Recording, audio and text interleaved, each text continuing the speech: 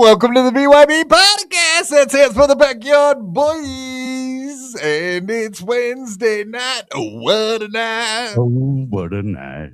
Oh, what a night. And you know what that means, ladies. It's hump day. Hump day, hump day. Your favorite day. Of course. Of course. Just coming in hot tonight, baby. We got a good show planned for you folks.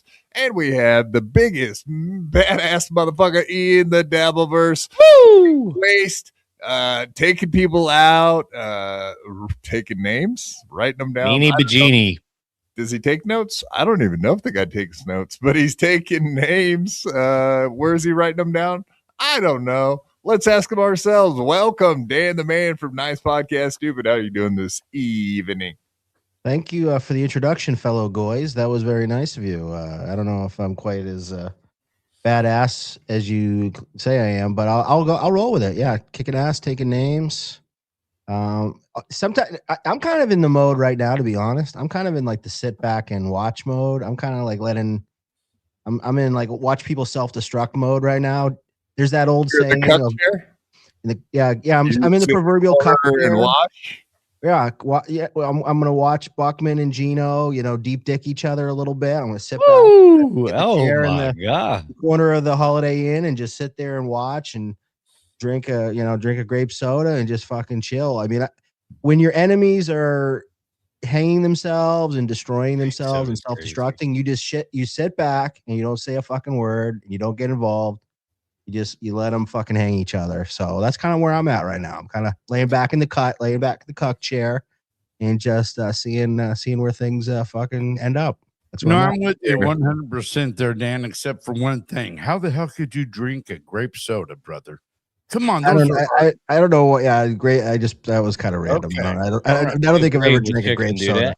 You know why I said grape soda? To be honest, because I want to feel like I'm a fucking black guy, like that's what black guys do. Black guys drink a grape soda. I wanted to feel like, because I just admitted I was sitting in a cuck chair, so I had to I was emasculating myself, so I had to take that masculinity back and say, you know what, fuck it, I'm drinking a grape soda. I'm the fucking bull in this relationship. Mm-hmm. So 7-Up didn't really have to snap if you would have said that. Right. I'm gonna have a root beer.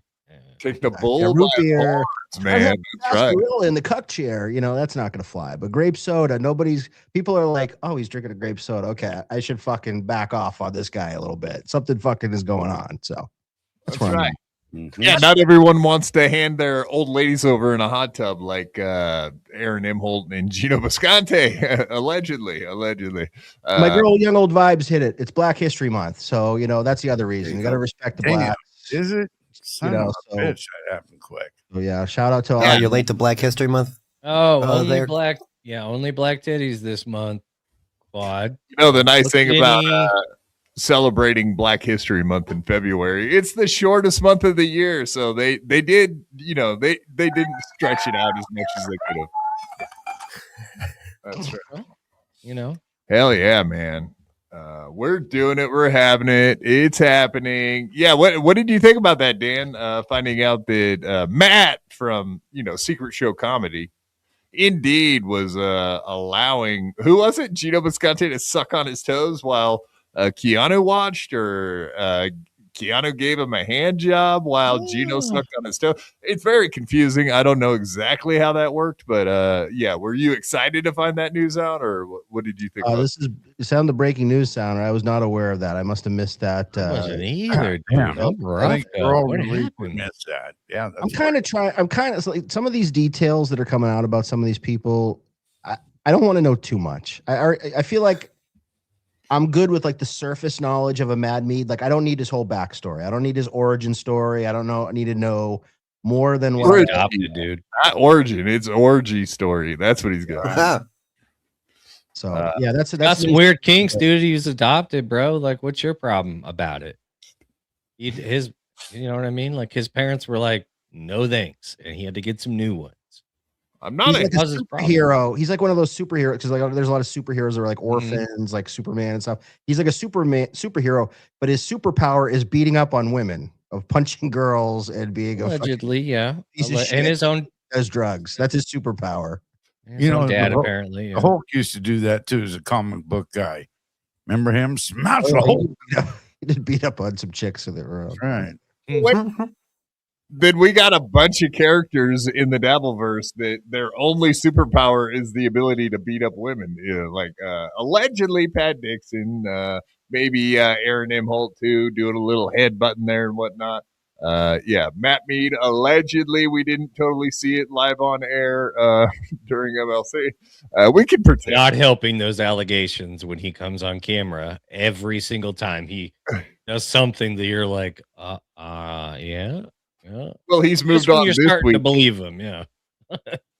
He moved on this week very quickly to Nick Rekieta. So watch your back, Nick Rekieta. You're his next target. Literally, he has his deer hunting rifle out, and he is got you in the crosshairs, Nick. I would watch your back. Yikes! Who was not wants to see your superpowers in Vegas, Quad? She's asking to see what those Superman tights. I think. Perhaps. Yeah. I don't even know what to say. I'm verklempt. Yeah, indeed. I'm very excited to see all of it. FK, Mammy, Dee, loophole lady, whatever the hell you want to call yourself now. You're going through some transitions. Just don't transition the bottom bits, as they say. No, it was just the hair dye.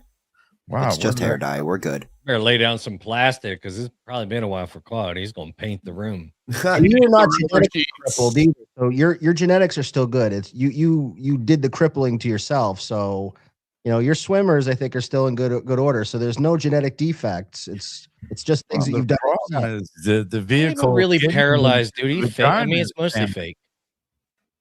Well.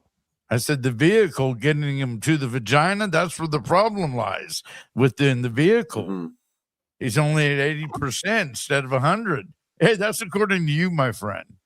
Yeah. The photo evidence shows less than 80. Quad started up. Don't you worry. We'll get whatever it takes. It's like an old Ford truck. It's hard to get it started, but once you get it started, you can't kill it. You can't get rid of it. You can't break it.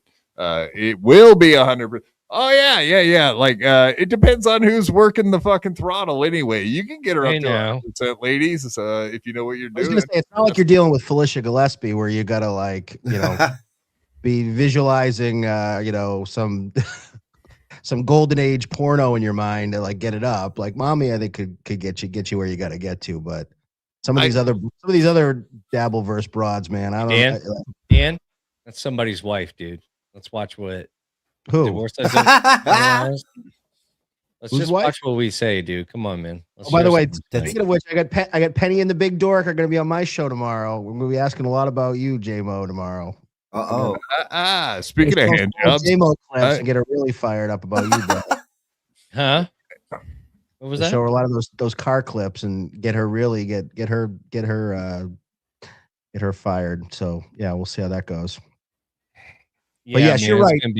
Respect women. Let's not be let's be gentlemen here. But let's be gentlemen. Don't be a pig, Dan. J-Mo hates women. I don't know. I if love you know him. about him. I love him. Yeah, you're abusive. When there's no women here, J-Mo's like protect all women. But then a fucking broad shows up and he's talking about them giving him hand jobs and being whores and all that good stuff. Exactly. But you keep doing you, just J-Mo. said she looks. I mean, I was just trying to say she looked very aggressive and strong. But they don't all land. At least one of her arms looks really strong, right? According to you. Fucking. Indeed. All right. Well, welcome everybody to the BYB podcast. Please, everybody, hit that like button, smash the subscribe, and of course, turn all the notifications on for this channel. So when we go live, you'll know all about it. And of course, you can use that super tip system, that supertip.gg/BYB if you want to use the text tip, voice tip, etc. And of course, we now have photo tips. So you can send us like you, FKA Mammy, you can send nudes to us. Of course, I won't be able to show them, but I could still see them backstage. But yeah, it wasn't enough AI slop in the Dabbleverse. Now you can get it with your super tips. So create your own AI slop picture. Just put in all the prompts that you want, and the slop will come. $5 I think it's $5. Is that the minimum for an AI slop? Correct. For $5, you can make quad. Flying like the guy from the Up Balloon movie. You can do whatever you want. You can. Idea. You could have FKA Mommy sitting on Quad's lap in Vegas, for instance, if you want to. Can we make Quad walk again? You could make Quad running, cross country racing in high school. That's nice. That would be a nice image. Yeah. Dude, your boy didn't do too bad, did he? I'm gonna make Quad. We need Quadfather RoboCop t-shirts made. Just his stupid face on RoboQuad. I mean, they had the $6 million man. I mean, there's possibilities, right? You can hook me up with some serious new legs, ladies. That's right. Neuralink. Come on, man. You can make Quad look like one of those the crippled kids from South Park with the the crutches. You Jimmy. We're gonna get Quad some crutches, and we'll call him the $60 man. Just go kiss the wall, dude. You'll get your legs back. The Wailing Wall. I'm a goy boy. I can't. I'm not. That's the only way you can. Like, if you want to get them legs back, you're gonna go kiss that wall. You just move to Europe, stem cell. You'd be walking. You're gonna roll your stupid straight the legs body up as close to that wall, and you're gonna kiss it just like that, and then all of it's gonna go away. It's gonna be better. That's what I heard. I'm not Judeo-Christian. I'm just Christian. You can leave the Judeo part out of it. Thank you very much. But I will go on a pilgrimage, and I will dress up like Aaron today from the Crusades. Happily put on my chain metal and let's go. Chain metal's crazy. The chain mail. Oh my god, dude. Chain mail. I love it. Yeah, chain mail. It's got a look to it though, man. I don't really hang out at Ren fairs or fucking. I don't do much LARPing like Spurg Snake loves to do. The fantasy deal. I know you're. Dude, don't fucking diss the Renaissance fairs, man. Those are fun. I usually go to fat titties at those. So many corsets. Oh my god, they're just fucking out. How everywhere. do you know? I thought you didn't go. I didn't say I didn't go. Got him. Those fucking the broads with their titties hanging out of those corsets, man. Dude, don't knock it till you try it, man. The Renaissance fair, these chicks get fucking crazy. I think they call them wenches. Yes. Yeah, serving wench. Right. We're gonna take Quad to medieval times in Las Vegas. Oh my god! I think that they got one. Those have to be breeding. Thou hath a very fine grog, fair wench. Yes, like that kind of crap. Yeah, that's right up Spurg's alley. I know that.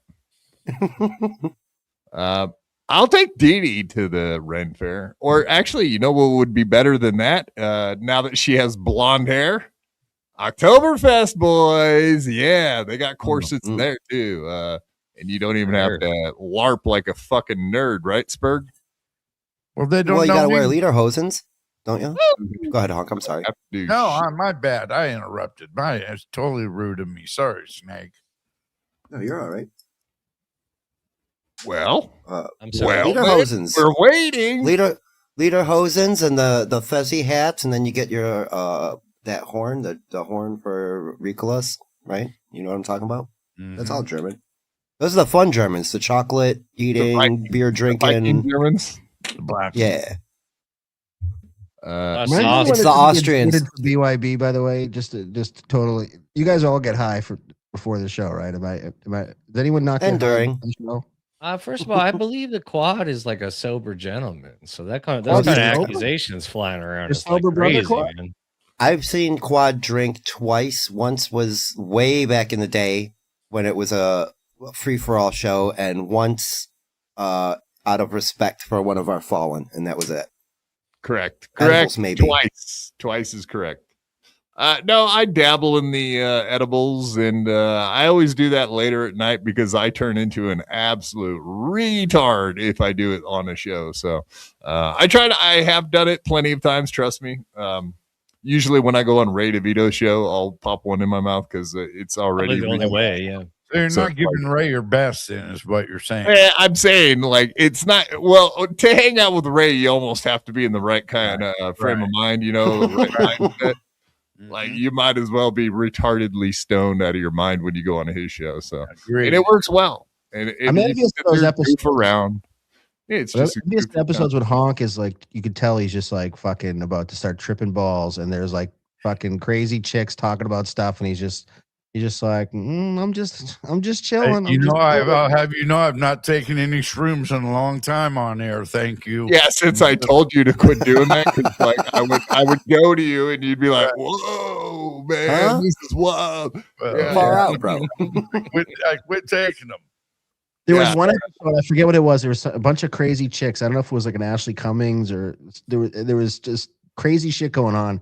And there's Honk up in like the middle top square, and you could just tell he's fucking zooted out of his mind.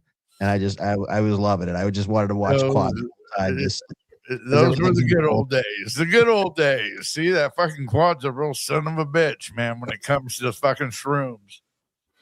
Yeah, I mean, that's just one step too far. Like, you get high enough where you forget half the shit. Like, if you start saying something and I ask you a second later, you're like, no, I forgot what I was going to say. I agree with you 100%. Yeah, but the shrooms I'm not saying I was great for the show, but the show was great for me when I've taken them. Yeah, there was a lot of moving parts there. It was, yeah. We all got to make sacrifices, my friend. Yeah, Lemmy gets like super fucking zooted on these shows and like just sit, like she does that on Husey sometimes. She'll get so stoned and not say anything the whole time and just be sitting there. And you're just like, is she okay? Just soaking it up. Everything cool? Everything cool, Lem? She's just like, I'm just chilling. It's like, okay, great. Glad you can add to the show. I mean,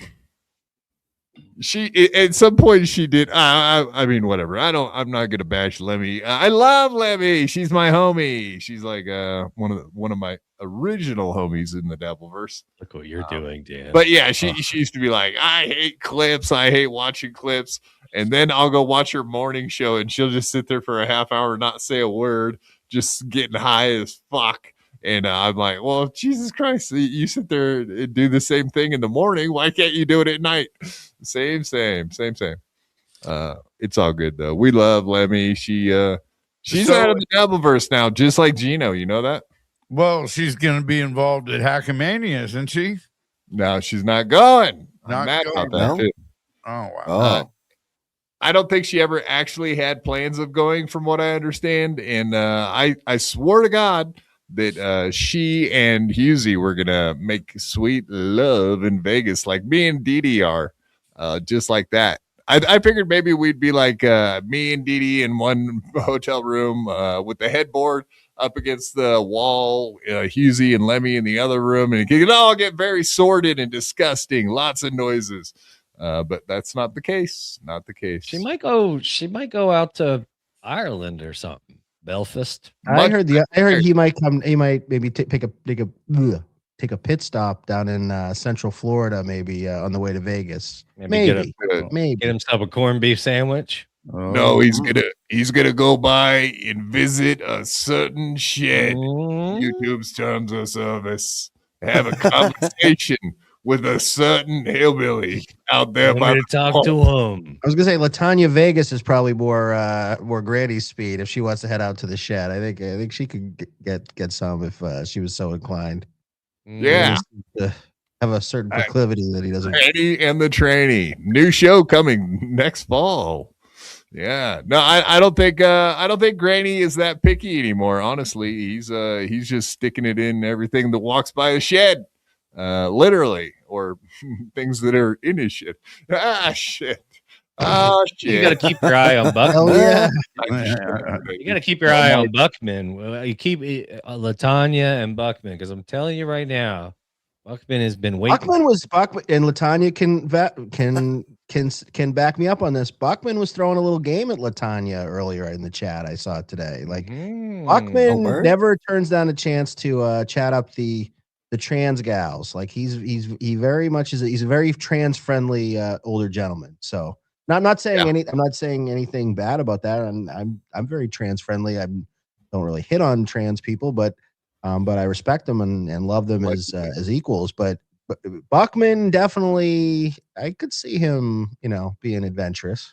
I just want to see what a lady cock looks like. Boner. He's definitely laid hints. He's laid some hints. Like he's like MGD's got a nice ass. He talked about Ava's tits. Mm-hmm. He's had Annie on the show a couple times and been very friendly with her. Like he's always sniffing around the trans gals. Yeah, I notice every time the trans people are around, he keeps bringing up the fact that he's done a few threesomes. Like he's always trying to bring that up when the trans are anywhere near his chat. Like, look at that, Stuttering John. My lady's open to doing some threesomes. Hey girls. I think he is into that stuff. Speaking of beautiful women that don't have penises, Dee Bird coming in, giving us our first picture text tip, and it's not AI slop, Dan, and it's not boobies. I was hoping. Yeah, me, balls, Dan. I want to see them boobs. Eyes.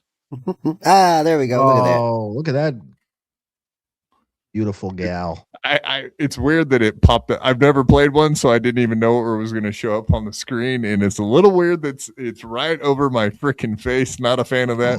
Gonna have to do something. I like it. That dead center. It really softens you up.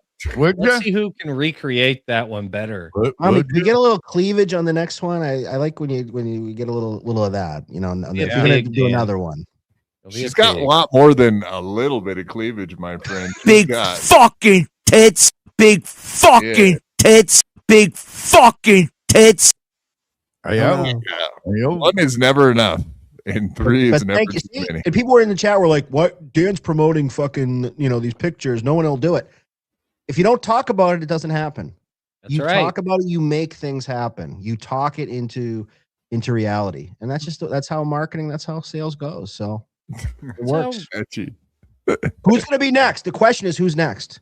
Who's going to outdo mommy with this? Who's going to have a better picture? Who can recreate it and make it better? Let's see.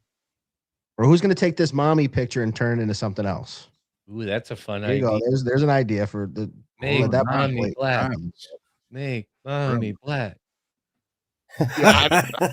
Jesus, I don't even know how to move this fucking thing. This is a little. Oh no! And more block quad out for the rest of the episode. We just have to look at pictures. That'd be great. That'd be hilarious. That will ruin his night. Now, what the fuck? You have to click the X or whatever to take it down in the panel. Yeah, the X. No, I know. I was gonna fix it while I'm sitting here. Oh, you mean the location? Here. I think I'll have to do that later. Indeed. All right, so be it. No, we love you, Dee. Thank you very much for the beautiful picture of yourself. I do believe that is probably from tonight, looking so cozy in bed. Yes, all alone, no man around. Just saying. she's a damsel in distress in her bed all by herself. Yeah, whatever. You're gonna have to sell that house and just move on out here. I need a harem, you know. I've been thinking about that a lot. Let's start on working on getting just one first. No, let's get a harem. Fuck that. Let's get check them, Hawk. Let's try for one to begin with. Let's start small. There's like, well, eventually one of them or two. I mean, you know, like if you had 5 wives, wouldn't you lose one or two of them eventually? I mean, that's why people used to have so many damn kids back in the day, because they knew at least one or two of them was gonna die. Yeah. I mean, so they expected a couple retards out of them 10, didn't they? Right. And plus, you got a wife for cleaning. You got a wife that's really good in the, you know, where in the bed. And then whatever. Maybe you got a gardener. Or you got a yoga instructor. I don't know. I'm just spitballing. Off the rails, man. Yeah. How did we get here? We love the ladies. That's how we got here. We always love the ladies. We love to respect them, especially on Hump Day, their favorite day as well as mine, as you all know. Indeed. There's a lot of pig in the chat. What's happening? Somebody want to explain to me? Oh, I said Dan was a pig. That's rude. I didn't mean to do that, Dan. I'm sorry. Oh, no. Victoria, this is a Discord. You freaking stop this shit. Yeah, this is Discord stuff. Victoria coming in hot. They can't help them. No, it's not. It's not the hog. Not Dan. Holy shit. Not Dan. Okay. All right. This piggy Mrs. Daddy, and then the Hog Shack just coming in out of nowhere. No thanks. No thanks. Hog Shack. We're not going to Hog Shack. We're not hanging out with Ray at the Hog Shack. We're not going to hang out with him in any Planet Fitness freaking locker rooms. And we're not going to hang out with Piggy in any locker rooms, even though he lives close by, which is kind of off-putting. Just like Ava lives in Oregon. Now I'm finding out. Young Squire. There's all kinds of people that live in Oregon. Is it what happened to me, Quad? There's a field of dabblers in Northeast Ohio. It's kind of creepy.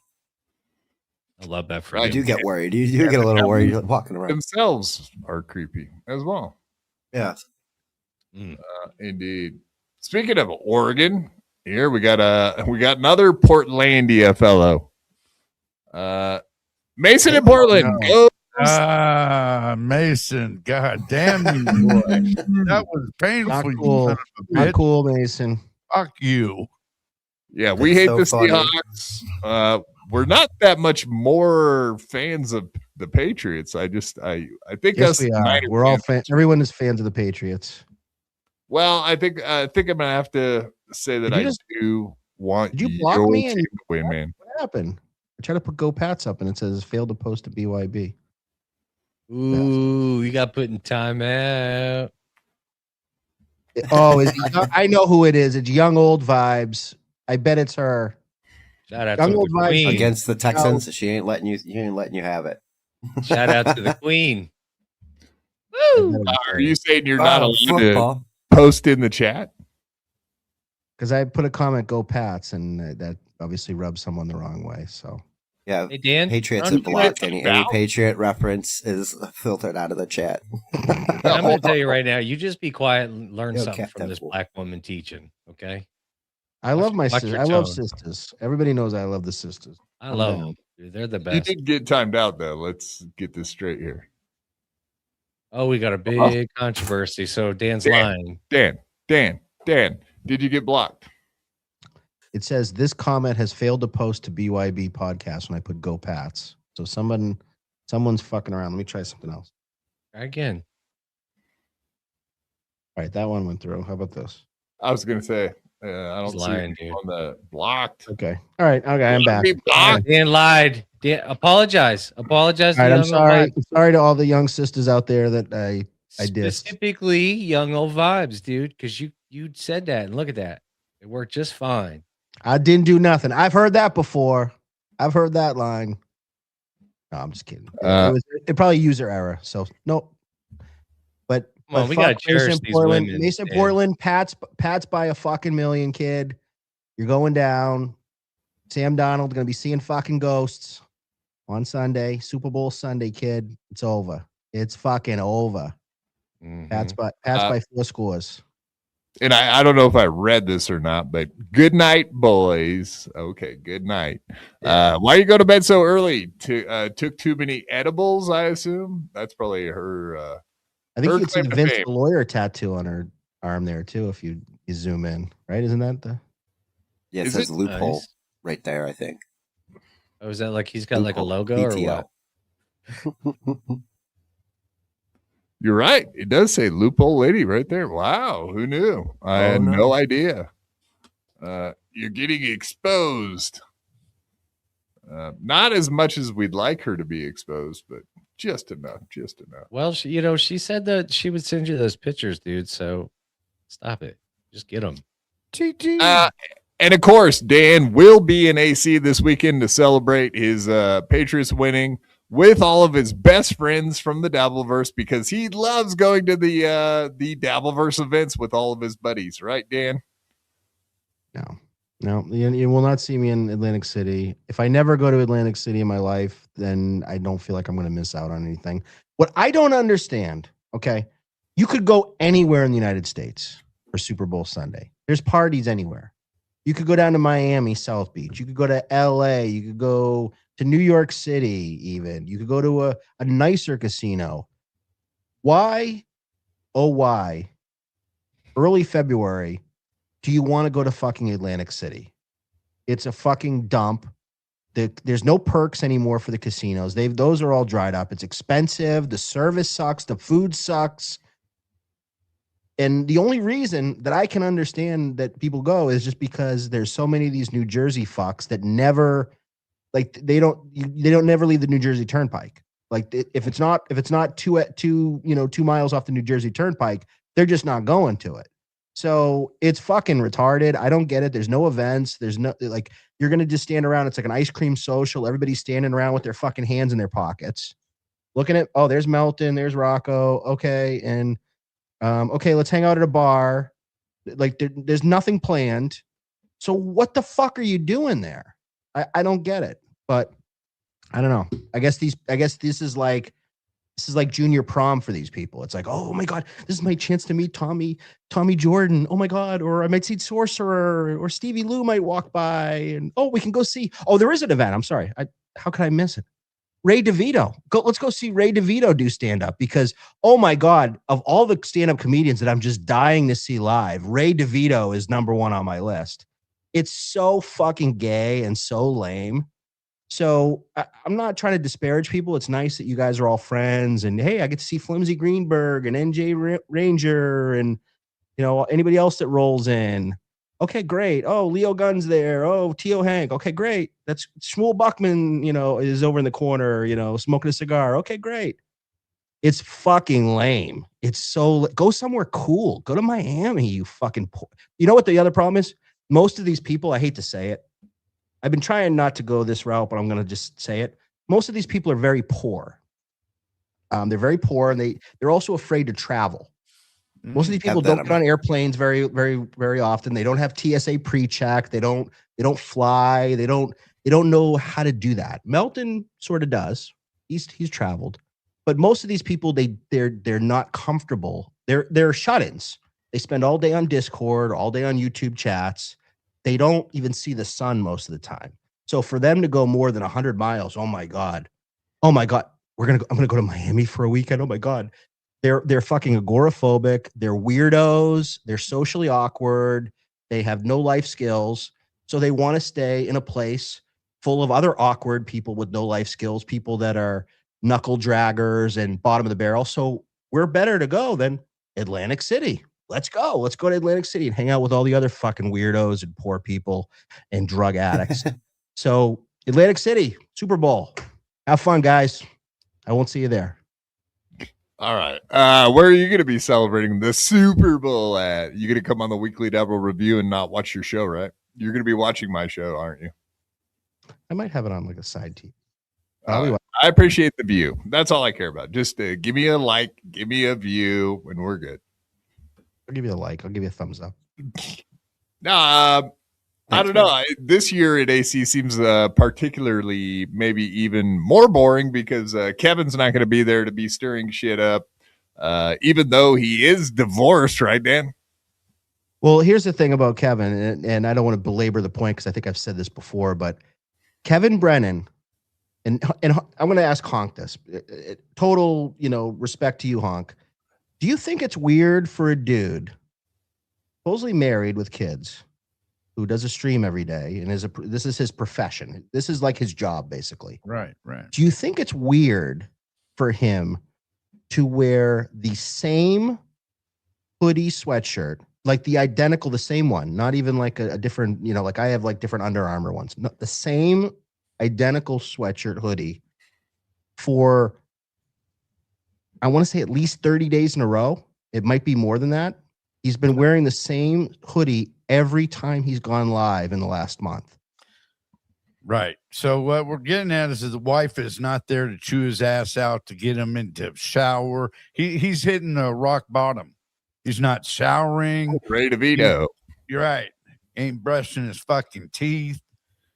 He's drinking early mornings, I bet. Yeah, that goddamn Kevin Brennan, man, is fucked off. Ding, ding, ding, ding. All the above. I couldn't agree with you more. I think the hoodie slightly covers up his turkey neck a little bit. The turkey neck? I was going to say, I think he's hiding that. He's self-conscious about the turkey neck, guys. He has been streaming a lot later in the evenings, too, which I find strange. He's going up against us. How dare he? How fucking dare you, Kevin? Yeah. But wouldn't you think you'd cycle through, like, I mean, I get the turkey neck thing, but wouldn't you have like at least 2 or 3 that maybe you cycle through? It's just, and obviously he's probably not doing laundry, I think as that's what I was alluded to, which is who cares? Which this is where we extrapolate things, guys. This is where you kind of, use Occam's razor. You kind of, you just put 2 and 2 together. Yeah, I'm married. I know my wife wouldn't allow me to be wearing the same hooded sweatshirt every day to my profession, or just wearing the same outfit every day. And I know I'm not doing laundry every day, and my wife is not doing laundry every day, or even every other day. So that female piece of the equation, the one that kind of, because hey, we're guys, right? Let's be honest. At the end of the day, we're dogs, we're animals. If we had it our way, we'd fucking sit around with our hand in our pants, eating pizza, drinking beer, doing what guys do. But when you've got either a woman there, or you just grow up and become an adult, you kind of get out of that thing. Mm-hmm. Kevin Brennan seems to be both regressing as an adult. So there's that one aspect. That's one thing. But then also doesn't seem to have that female influence. Zuli Beth, and I'm sorry if I doxed her, is his wife, I believe his ex-wife now. He's gonna be is a very pretty, nice woman. I don't think she would allow Kevin to be a slob like that. So, okay, pardon me 1 sec. Is her name Zulu Breath? Yep, Zulu Breath. Yes. Okay. Yeah.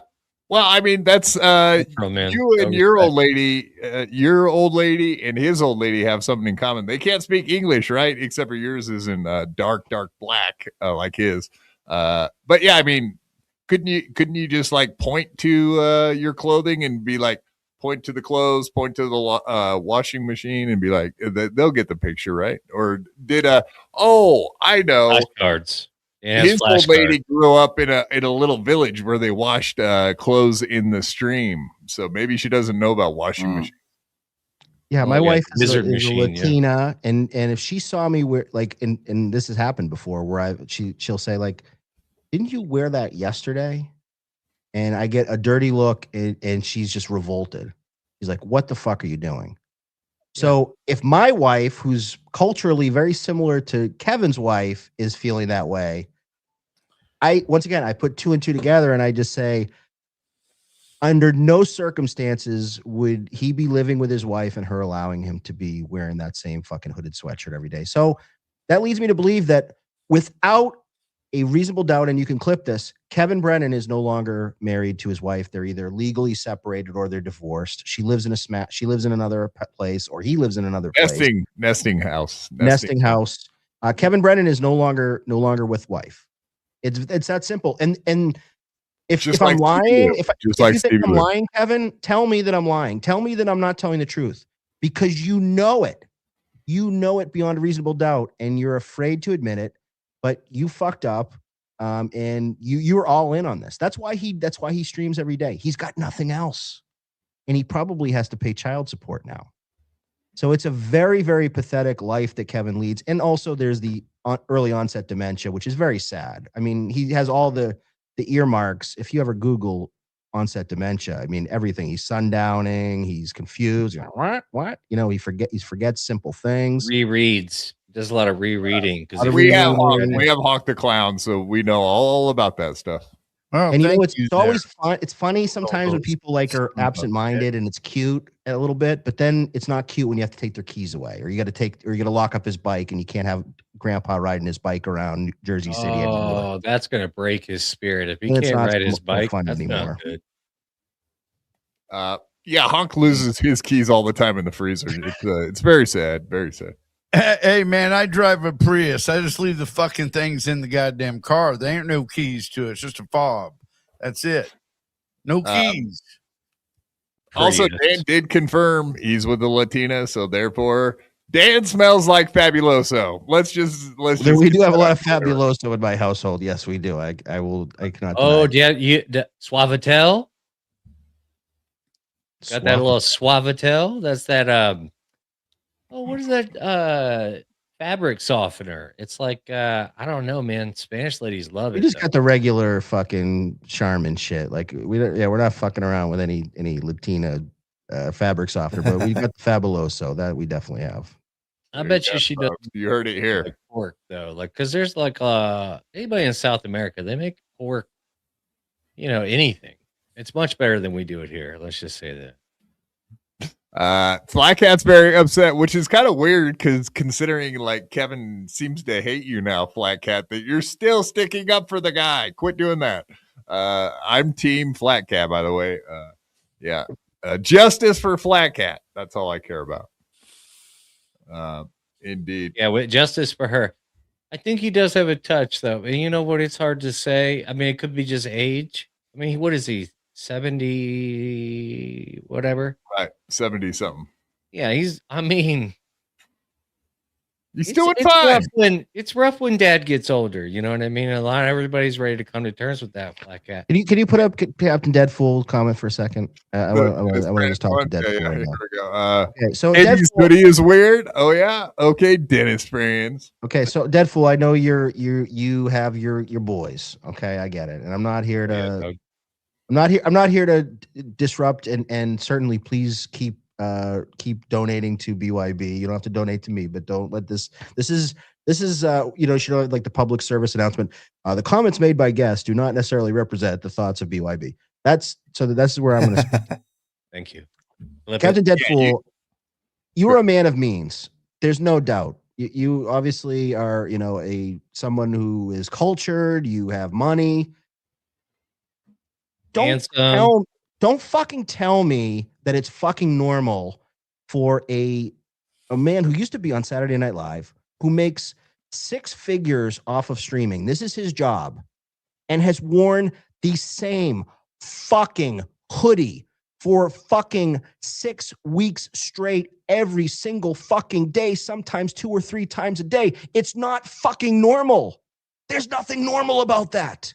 So don't fucking tell me. You can make fun of my mustache. Yeah, I look like Dennis Franz. Okay, great. Yeah, I'm a fat fuck. But I change my fucking clothes.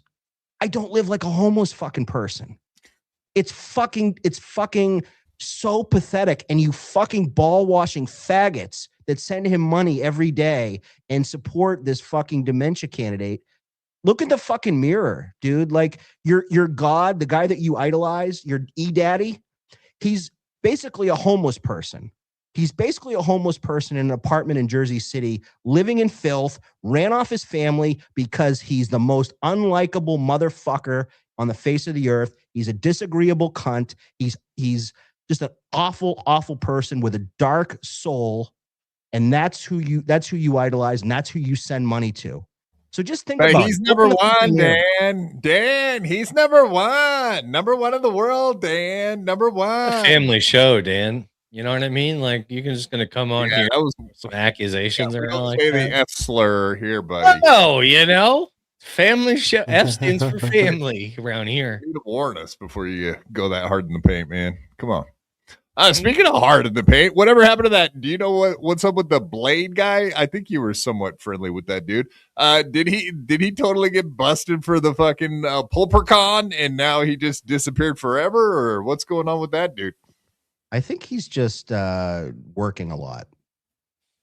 He was actually going to come on my show a couple of weeks ago, but he's been very busy. So I am in communication with him. He hasn't fallen off the side of the earth, but yeah, he's. I think.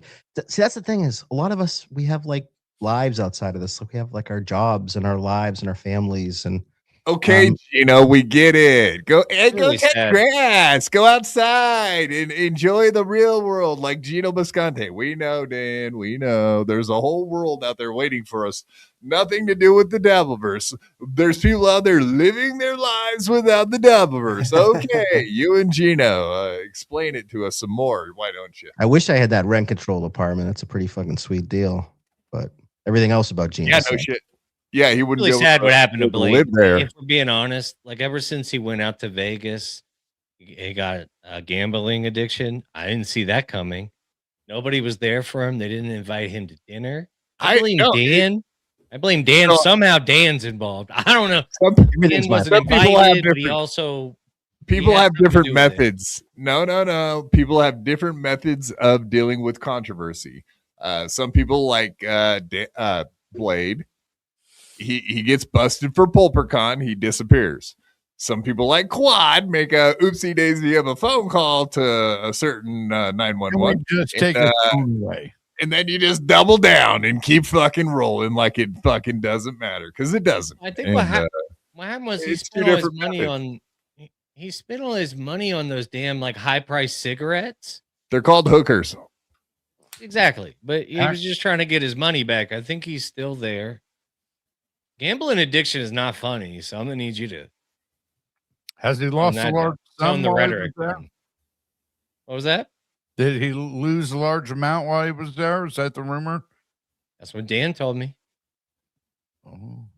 I think he lost his self-respect when he was out there too. That's the main thing he lost. I don't know. I don't want to diss the guy too much. I just did notice. I was thinking about that today. I was like, no, where is that guy? He disappeared. Oh, PulperCon. That's right. I remember now. It didn't take me too long to put two and two together. But good on you, Dan, for sticking up for your boys. That's you're a good egg for having your homies' backs. I like that, man. I like that about you, Dan. What about Kevin's not going to be out at AC? Wouldn't this be Carl's perfect opportunity to go to AC, since there wouldn't be anyone there that would just whoop his ass the second they saw him? That's a real question, Dan. Is that for me? Yeah, that's all you. I don't think I don't think Carl needs to be in a very insulated thing. Like Carl needs to be surrounded by his laugh track, his squad. He can't. He's just way too thin skinned to. Oh, you talking about the king of the Dabbleverse? The king of red face. Oh wait, no, that's Kevin. By the way, is Carl still doing that show where he picks on like little channels like ours? Is he still doing that? It was supposed to be that, and then last week it wasn't that. I mean, okay, to start the show off, I guess he did play 2 clips, one of us and one of Equal, and made fun of me and Rochi, but we'll see. I mean, we'll find out tomorrow night what he covers, and we'll go from there. Tomorrow night? Yeah. Okay, got it. Thursday nights. But yeah, no, I had another thought today. You know that clip we watched about Point Double Point from Monday? They were making fun of me for porn bombing, and it just popped in my mind today. I was like, those motherfuckers porn bombed everybody at DabbleCon. Like, holy fuck, how did I forget that? Oh, yeah, that's right. Not only at DabbleCon, but the Kate Meany tape pay-per-views and shit too. They were playing some egregious shit, some scat porn or whatever. Like they were really trying to fucking traumatize you. N-word. That Yeah. I totally Yeah, forgot like- about that. I was like, son of a bitch. They're calling other people out for shit they do, and Shuli and Carl were both, yeah, we've never done that before. It's like, oh fuck, that's right. Yes, you have, sir. Wait, there's hypocrites in the Dabbleverse? Wait, Yeah, no is shit. Is this breaking news that people that criticize people about doing other things, they're doing it themselves? Like, Right. I don't know, people that call out other people for doing illegal lotteries with their shows, but then do a membership Monday where they give away a gift certificate to the person who gets pulled for giving the most memberships, aka Patrick Melton. That's his new thing. He's doing something that's basically against YouTube terms of service, something he reported steel toe for many months back, and now he's doing it General of himself. Minnesota, right? Literally. Yeah, it's interesting how the gatekeeper class, it's rules for thee but not for me. They have their own rules they play by. So, that's just that's the way it goes. But I'm not surprised. The porn bombing. I don't really get it, but it's kind of funny, I guess, in some ways. But yeah, these guys are the biggest fucking culprits of it at all. But yeah, oh my god. Where was Shmuel Buckman the day that Charlie Kirk was assassinated? That's what's on my mind. Interesting. Probably in a book depository somewhere with a long rifle. Depository. Suppository, maybe. Yeah, because I know that night that we stream sniped that, and we had to take our channel down and start over, much like Monday. And in fact, that is kind of why funny. I was thinking about the porn bombing, is because maybe something happened to us on Monday. Kind of worked out though, because we ended up just me and Jay just doing a show specifically about Carl, which I guess it was broken up into two parts perfectly. In between the two parts, of course, was a gigantic full moon, but so be it. I was not a part of. I was not a part of it. You didn't put them up to that? I'm glad. I had nothing to do. I wasn't even here for the nudity part. I don't go for that kind of junk. Okay, that's cheap. Right. But yeah, so Graham, who's Carl's brother, who went to AC last year, of course, was pretty much threatened to go fuck himself by Kevin, of course, and Deb was right there and got dismissed by mean old curmudgeon Kevin Brennan. But yeah, I was thinking, like, yeah, if Carl showed up there, would Kevin actually try to fight the guy? Possibly, right? No. I hope so. On time, that would be old guys trying to fight people is so fucking pathetic. It's hilarious. I love it, dude. It's like bum fights. It's worse than bum fights. There's a risk of death here, though. Like some of these guys if they're gonna take a punch, they might just collapse the fuck over. Let me say this: if I'm putting all my money on the fucking clubfoot, okay, he's gonna whoop the old man's ass. There's a time you hang him up when you're old man, all right? To go and think that you could even beat up old club-footed Carl at this stage is beyond anything I can even imagine. Old Carl. Anyway, yeah, let's get into this little bit of a topic real quick. Oh, we don't have to play. I mean, we'll be talking about clip shows here in a second, but we gotta watch the clip. Watch the clip, is G-Rob would have to tell me every time. But yeah, let's just listen to like 1 minute of this. Otherwise, I know Dan's gonna scream and yell at us about fucking watching clips. I'll be careful, Dan. I won't play too much. No, that's true. About the clip. I'm not anti-clip per se. I think that, like we've been talking for the last hour. Like, so this is, to me, that's like, okay, if you, I don't know if you guys watch NJ Ranger at all. Yeah, we do a little bit, not much. NJ Ranger. They had Ray on. That was a good episode. Fellas. Yeah. But NJ Ranger is like 90% clips. I mean, it's like it's turn on the clip machine and let's go. This show is turn on the clip machine. Oh. Well, a lot of them get rinsed. Okay, and well, repeated, I didn't hear that, sir. I was talking. A lot of the clips, they get like rinsed and repeated. So like one show's done it, then the second that's show's a problem. Done it. That is a problem. And so by the end of it, it's like everybody's watched the same clip, and then 4 of the clippers have done the same clip of the same thing. So it does get a little bit oversaturated. I get it. I like doing it though. Dan, that's what I was going to ask you. Pretty much like, so we got clip shows. I know, let's say Melton, almost the entire show is watching clips, right? And we have shows like this, like you said, we've been bullshitting for an hour, and then we play a minute or two clip just to get something in context and get the receipts. Most importantly, I do like the receipts. That's what it's all about. So there's a clip show that just watches clips. That's it. Is that the problem? You just don't like a Melton watching clips the entire show, 4.5, 5 hours of watching clip, or NJ Ranger, like you said. So let me put it to you this way.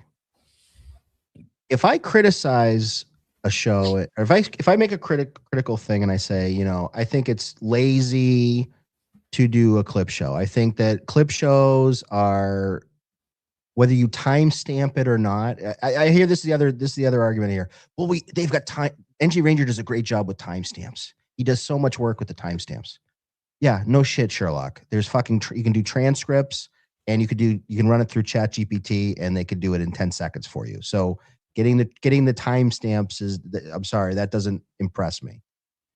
Here's the deal. If you are a clip show and you get offended that I say clip shows suck, or you get defensive, and when I say you, I'm not saying you, Quad, I'm just saying the general you. If you are someone who does a clip show and you get very defensive that I criticize them, that clip shows, then you're probably the problem. So, like, for instance, Eckle Pineapple, I'll give an example. He got very defensive when people were kind of talking about, well, I'm a clip show, and it's just like, maybe there's hey, and I see people, who cares about Dan? Dan's pessimistic. I'm saying what a lot of people think. I'm saying what a lot of people think. And the big problem for me with the clip shows is what you said before. If you're a clip show, show a clip of something that people haven't fucking seen. Don't show the clip of that's been shown 10 other times and you feel like, oh my God, I can't go without showing this clip. This is the most important clip. And you don't add anything else to it. Yeah, of course it's a clip show. There's nothing, but Quad, you bring different voices. You're adding something to it. I saw, yeah. I don't know if you. No, I was just gonna say, yeah, you never know what you're gonna get with this show. You could have Monday happen.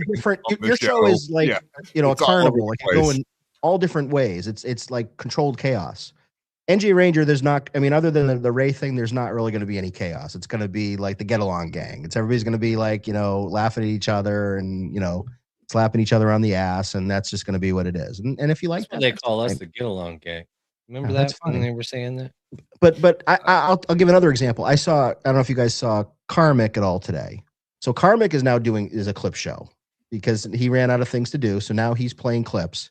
He literally turned on the clip and just had his him off to the left and then the clip, and just played the clip and didn't say anything for 10 minutes. He learned it from Felicia. Felicia taught him that. Just turn on the live button, sit there for 15 minutes quietly, and wait for people to start giving you money. That's a great method to do a podcast. But the less you say, the less they can hurt you with. If you don't have anything to say, then why the fuck are you doing the show? Like, it's really just a way for you to grift money and to get people to make, send in comments. It's weak. It's pathetic. And, I'm sorry that I'm negative. Oh my God. I'm so sorry, guys. I know it. I'm a negative guy. We get it, Dan. You're so negative. The problem is everybody here just plays fucking grab ass, and people see shit right in front of their fucking eyes, and they don't want to hurt anyone's feelings. And they don't want to say, you know what? That NG Ranger episode last night, I love NG Ranger, but it bored the fuck out of me. Like, why is he going for 4 hours? People are afraid to say that because you don't want to hurt your buddy's feelings. You don't want to say, Echo, man, that show that you spent way too much time on Joey C last week. Can you condense it down or come up with something else? Maybe, mix it up a little bit. Everybody is so fucking sensitive. Can I just say for NJ Ranger, I Italians do everything long. Like everything's the longest with them. Like watch them make like spaghetti sauce. It's like it takes like 3 days. He's like, Greek. Same fucking thing, you know?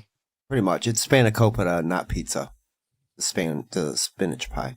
I'm so glad you're here, on the Spurs, lifestyle. to set He's this on the motherfucker lifestyle. straight. Yeah, Berg, say what you're Berg brings the thinking, culture Berg. to the equation. Yeah, Berg took your advice, Dan, right there. There's the advice in action. Put Jay in his fucking place, yo, motherfucker. Well, I tend to agree with what Dan's saying, though. Like It hurt me. especially if you're just like, and Karmic was one who was anti-clip show. I don't watch clips. You guys need clips. Next thing you know, and then he was doing the same thing. I do a show on my own, and I don't have guests. And then he's got Scarlett Hampton on, and that made him money. He's struggling for money right now, so he's good. grasping Let's keep for it that things. way, everyone. Let's starve you, that Dan. motherfucker. But it's somebody was saying, more to what somebody said, like on Playboard, that he made like 20 some grand on just YouTube. So that means he probably made 30 or 40 altogether with Super. That motherfucker is making a living, maybe even better than fucking Steel Toe, sitting there screaming at Superchats. Yeah, Karmic X. It was 12K. It was 12K that he's made total on YouTube Superchats. Which hey, like that's more than he probably deserves. But if you do the math, it's still like the way he's doing it right now. Like he's only making $12 to $30 a show typically now. I mean, it's basically minimum wage. people get tired of it. We knew it would get there though. Let's be There's honest. expenses, dude. People. Like he has a trailer that he owns. There's internet and fucking electricity. Chill out. It's cheap. And a cell phone. Like he can't. Like how much could he possibly need per month? He doesn't need very much. He doesn't pay property taxes. Give him enough for that. It's just utilities. Well, I'm sure he has to pay like taxes on like the actual trailer itself every year. But I think like, mommy pays the taxes because it's on their property. Yep. Right. The- Yeah, he the never fa- bought the the property. parents He's pay waiting the for it tax. to be. Yeah, like what the fuck? You don't even need a job, would you? Do living like this? You live on your parents' property. He has a job. He streams. He's living Yeah, the that's why he dream, threw in. J-Mo. Yeah. You don't understand. You couldn't understand. You have Do you no think he semblance knows of what that he needs this to world file is like. taxes this year? Do you think he knows that? He has no understanding He of won't that. do that. The money's spent between giving it to Felicia and wasting it traveling around the country like an idiot. It'll all be gone. So don't worry about fucking taxes getting paid. Him and Chad and Ray probably haven't paid taxes in many Worst administration to try and do that under. By the way, I wouldn't fuck around. It seems like they got their eye on shit this year. So Didn't the IRS get Might like not $80 billion fuck around and last find year?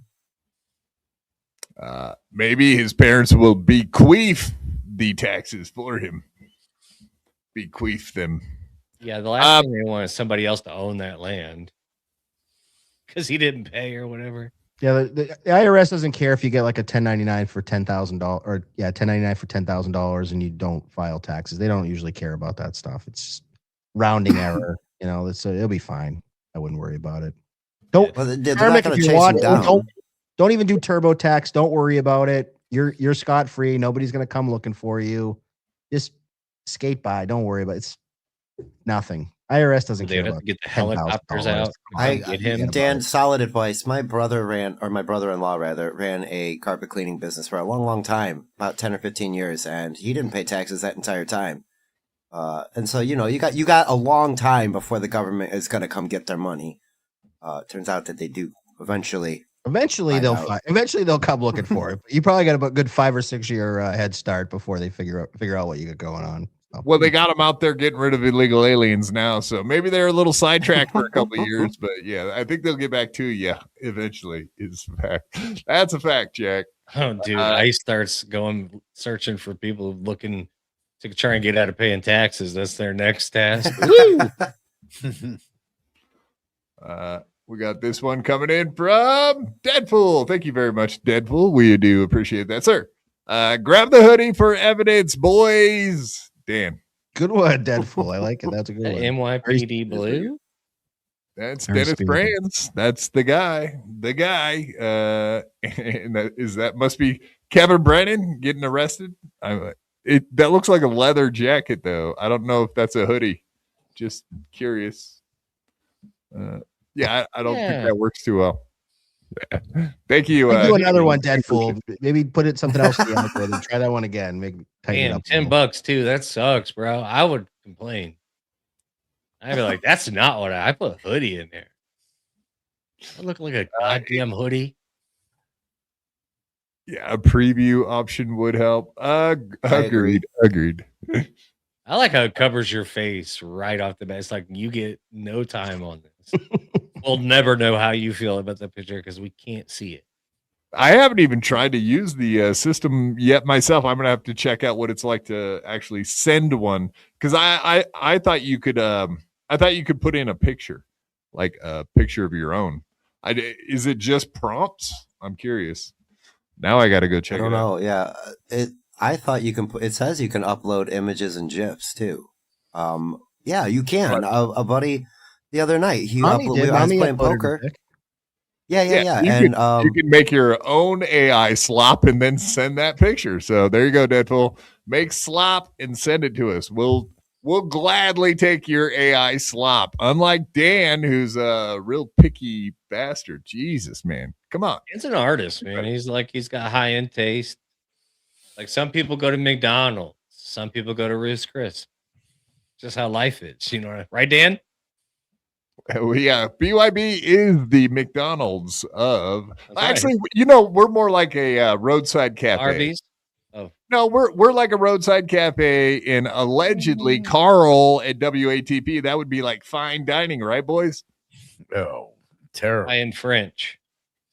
I don't think WATP is fine dining.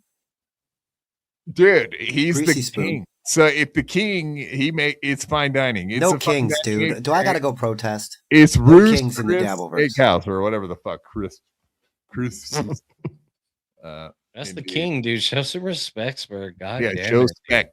Put some spec on that name. I think we're the Applebee's of. I think we're more like Chili's. I like Chili's is a little bit like it kind of feels a little more fun than Applebee's. Oh, wonton tacos are the shit though. I haven't had those in forever. Those things are good. G-Rob coming in. How about Dan does his own show and quits bitching about how others do theirs? Just an idea.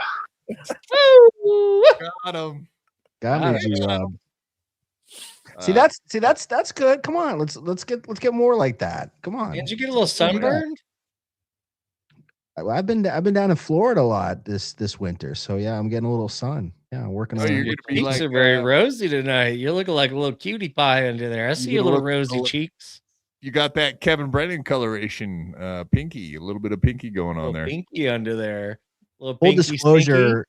It's a little. My wife fucking cranks the heat up, so I think that might be part of it. I gotta keep it like a home. In fact, I might even turn off my camera and open the fucking door over there, let some air in, because it's a little warm. So yeah, I do have some sun, but yeah, when I get a little warm, goes to my face like a little Irish boy. Flush out. No, hey man, white guy to white guy. I get it. I see it and I get it. Too fly, pretty fly for a white guy, GMO. There you go. Who is a wigger, folks? If you didn't know, now you know. Listen, those days are behind me. Not since the early aughts. It's okay this month. You can admit to it and enjoy your wiggerisms. Oh, you can relapse for a month. I would never take. This is their month. Let them listen. No, be down with the cause, bro. Be down to clown. Or us bias, dude. Well, here's a question for you, Dan. Shmuel Buckman making news, making moves. What do you think about the redemption arc of Shmuel? Because it feels to me like very recent history. He was kind of down in the dumps and everybody was ripping on him and like, what the fuck is this guy doing here? Maybe it's time for the old feller to be put out to pasture. I heard those kind of rumblings. And then all of a sudden, the Shmuel guy started ripping people new assholes on Hughesy's show and elsewhere. What do you think about the Shmuel Buckman redemption arc? So there's two things I would say about the Shmuel Buckman, if you want to call it a redemption arc. I'd say it's more of the arc. I'd say this is really him taking off like a rocket. Buckman he's hot right now. Buckman sells. And I'd like to think that I had a little bit to do with that. I think I like to think that in wrestling parlance, I sort of put him over a little bit, so to speak. That's you know. So I'm very happy for Buckman. I'm glad that he's doing well. I'm glad that he's getting attention. So this is the thing that people don't understand about me. People think, oh, Dan's a hater. Dan doesn't like people making money. I want everybody to make money. There's a lot to go around. I want butts and seats. I want every show to have 200 people or more watching. I want to see the super chats, the super tips taken off. That doesn't mean I'm not going to fucking beef with people. It doesn't mean I'm not going to call out bullshit. I mean, that's just, I'm a straight shooter. I'm going to tell you how it is. And I'm going to be a fucking heel when I want to be a heel. So that's just the way it is. So I'm happy for Buckman. I like to think that I helped kind of nudge him in the right, the right space. What I will say though, so this is where the butt comes. This is where you kind of, okay, Dan just puffed him up. Now what's Dan going to say?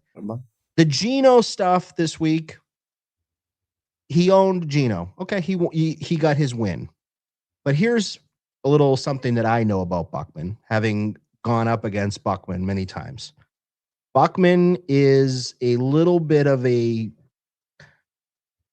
how do we say this? A little bit of a fight. He fights dirty. He's a little bit of a cheater, so to speak, in his fighting quality. Every time, and go back and watch, anytime Buckman has had a beef with someone, listen to his audio. Whether he does this intentionally or not, I cannot say, because he always, I'm old, I'm not tech savvy. He always has his audio that drowns out other people. He did it to me on 2 different occasions. He did it the other day with Gino. And psychologically, as someone who's an observer and you're watching and the other person is louder than the other person, you instantly go with the person who's louder, who's talking over the other person, who's getting all of their lines in. Because Buckman will have like 10 lines and he'll just keep repeating the same thing. And he does his whole thing. So the Buckman Gino thing the other day, even though Gino is a complete artard, YouTube terms of service, and I don't doubt that Buckman outsmarted Gino, which, okay, congrats, I guess. It's kind of shooting fish in a barrel to beat up on Gino. It's, what is Gino going to say that he can really defend himself with? But Buckman has a very nasty habit of, when he argues, yelling over people, not letting them speak, not stepping back, and then just coming with ad hominems and things like that. So for anyone, this is a little bit of advice for anyone at home. If you do find yourself going up against Shmuel Buckman and he starts trying to drown you out, don't say anything. Pause. Don't talk back. Let him get all of his shit out, and then wait for a moment of silence. I just say, "Are you finished? Can I speak now?" And then go and do your part. That's how you beat Shmuel Buckman in a one-on-one, because you can't get in the mud with Shmuel Buckman, because he fucks around with his audio and he will drown you out. And you look like a retard. He did that to me twice. So that's a little inside baseball on Shmuel Buckman. He does not play by the rules. He does the whole, I'm an old guy. He knows what he's doing. He knows what he's doing. He has a whole fucking plan in mind. Yeah. And that's why he looks so smart. He's not really that brilliant. He's just a real fucking jackass, to be totally honest. He did that in an argument with me. I realized that the first time I ever had an argument with him, that he would just keep saying the same point like 10 times and just keep making you fight the same point, which just kind of like eventually you're going to break, or you're just going to be like, oh, I see what he's doing. Yeah, you don't. And so I figured it out as well, which makes it very hard to argue with. He plays dumb, and it's like, I like it when he gets mad. He gets his grandma voice. It gets all high pitched. And by the way, Tim Nichols is correct. It is the host job to lower audio or mute people when you see that. But sometimes you're a host, you're not always thinking that. Husey, I love Husey. He's a great guy. He's fucking awful at that. He goes on autopilot when people are fighting, and what he needs to do better at is kind of controlling it so that one person isn't like yelling over the other person. It can make like fun. At the moment it's exciting, but it isn't long term kind of the way that you want to be having people having conversations. How about this? How about look at Shmuel from the Life Forms angle, the show I know you're part of, and of course, what is JMO stock down? Like, you guys, wasn't your first episode JMO Life Forms? No. Are you a life form, JMO, or were you just part on the show? I can't remember now. I don't think I got an official life forms. I did get like an official episode, but it wasn't a life. Dan, you were on there though, weren't you? I wouldn't classify JMO as a life form. I think Shmuel is though, right? Shmuel is definitely prima facie life form material. Final boss, definitely life form material. There's a few other sort of stragglers that we did an OJ Mumbling Nick episode. Thinking as I go back on that, I think that one was probably a little too mean spirited, and maybe we should have, sat on that one and not kind of gone that. It was a little too, I don't know. He's kind of just on New Englander. Yeah, Bostonian on Bostonian crime. I kind of feel bad about that one, but Shmuel and Final Boss, and it's all in good fun. It was like it's like a parody. It's not meant to be like anything personal or whatever, and that's what this should be. Like, people need to, like, if you get insulted by that, then you either need to get a thicker skin or you need to get out of the fucking game. Because the game is the game, right? Once you get in front of the mic and you turn on the camera, I don't feel bad for you. All bets are off. Yeah, all bets are off. Like, fair game. And this also applies. This is why you shouldn't have. And I won't say this to Penny and the Big Dork, but I kind of wish I did maybe ahead of time. Is, man, bringing your spouse into this world, not a good recipe. Not a good recipe for a long-term relationship for people being happy, because shit gets fucking nasty very quickly, as present company knows. And JMO, your defense, nothing you said was even that bad. It was funny. It was meant to be sort of a little nudge, and you could see that it got a little messy, so to speak. It's not my favorite part of that, Dan, honestly, was in their chat when I realized that they were going to be like kind of cunty about my apology. Somebody said, "Oh, they're oil and water."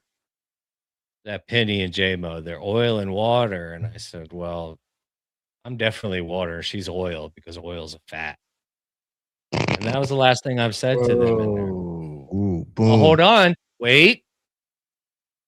If you want to roll the tape back, she said, "I'm more than welcome to call her a bitch, fat, a cunt, all these other things." It was just the one I didn't know on the menu, like, it was taken up. Like, that's all me, dude. It's just she's a married lady. She's off the menu. Married lady with a kung fu grip. Right? I mean, I thought when I first saw her, I was like, man, look at this stout, is what I would say, stout, sturdy gal, sturdy. Brick shit house of a woman. Look at her go. CC thick like that. Like she's got her own genre, maybe.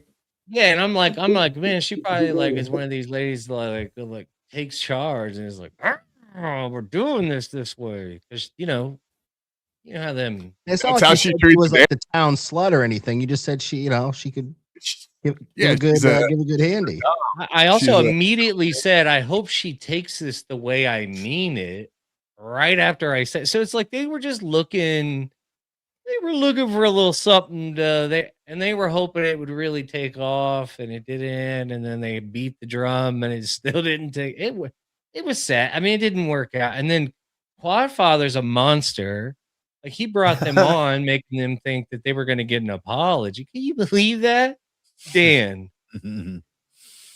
They came on here, and they were like, "Ooh, we're about to get the apology. This is our big debut.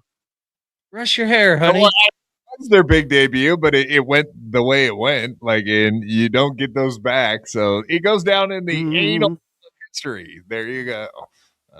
Is what it is now. You didn't apologize. You got really pissed off. You were mad at me, I think, for a minute there, but it's all good. Because like, stop saying that, dude. You're getting soft.